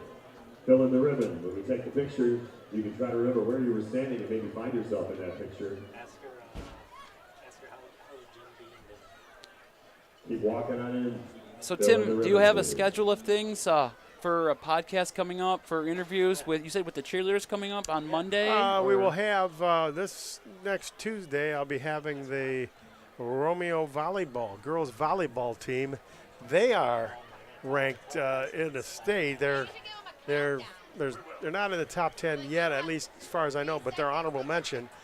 They have a real good team with good team chemistry. So we look forward to hearing what the girls have to say. And Coach Stacy Williams, the Romeo Sports Recap, will be taping that recap this Tuesday, the 17th, yes. And then the following week, well, it is homecoming against Chippewa Valley, too. So wait, is homecoming's next week? Yes, and we invite all the Romeo alumni to come out there. I did not know that. Cheer on the Bulldogs for homecoming. That's early. That's an early homecoming this year. And, yeah, it is a bit. But then, because they've got away games. They have many home games right at the beginning. That's true. It would be the third home game. Third home game, You only get 4. That's true. And so, you don't wait too late. I was surprised. I thought it was later in the year. I thought it was October 18th. We got people don't want to get in the middle of the ribbon for some reason. You're forming a very misshapen ribbon right now. So all these people that are in the middle of the field, right around the 40-yard line, start filling in the rest of the ribbon, please. I got to get them in the middle. Who's in charge down there? And don't forget, folks, we got other programming on the Mitt TV. I think our good friend over there at the Chamber of Commerce, Kelly Stevens, she has a podcast. When get to hear from some business owners. They'll be on her show. She talks to a lot of community people. We do have the meetings. You can catch there. I don't know.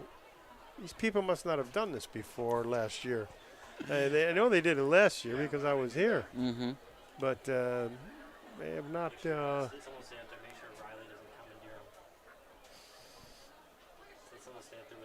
There we go. The cheerleaders are getting it.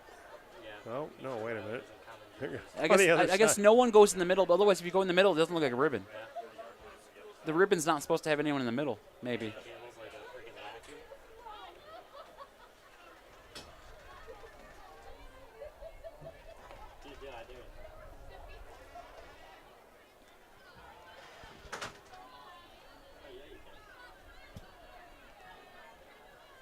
So we don't want to be here all night, folks, but it's the weekend. It's Friday.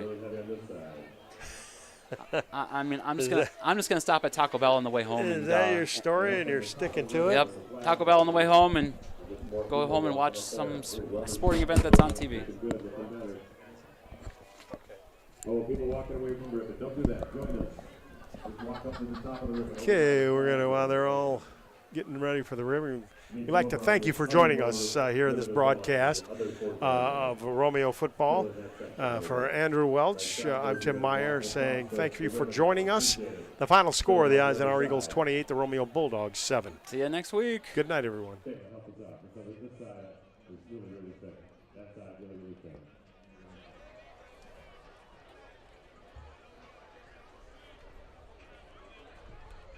Oh, come on, Kayla. I saw you hide in there.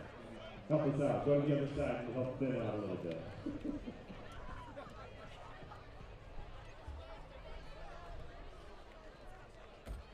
The other 40 up at the top there. You guys should walk up by the flags, the stand flags up there. That'll be helpful.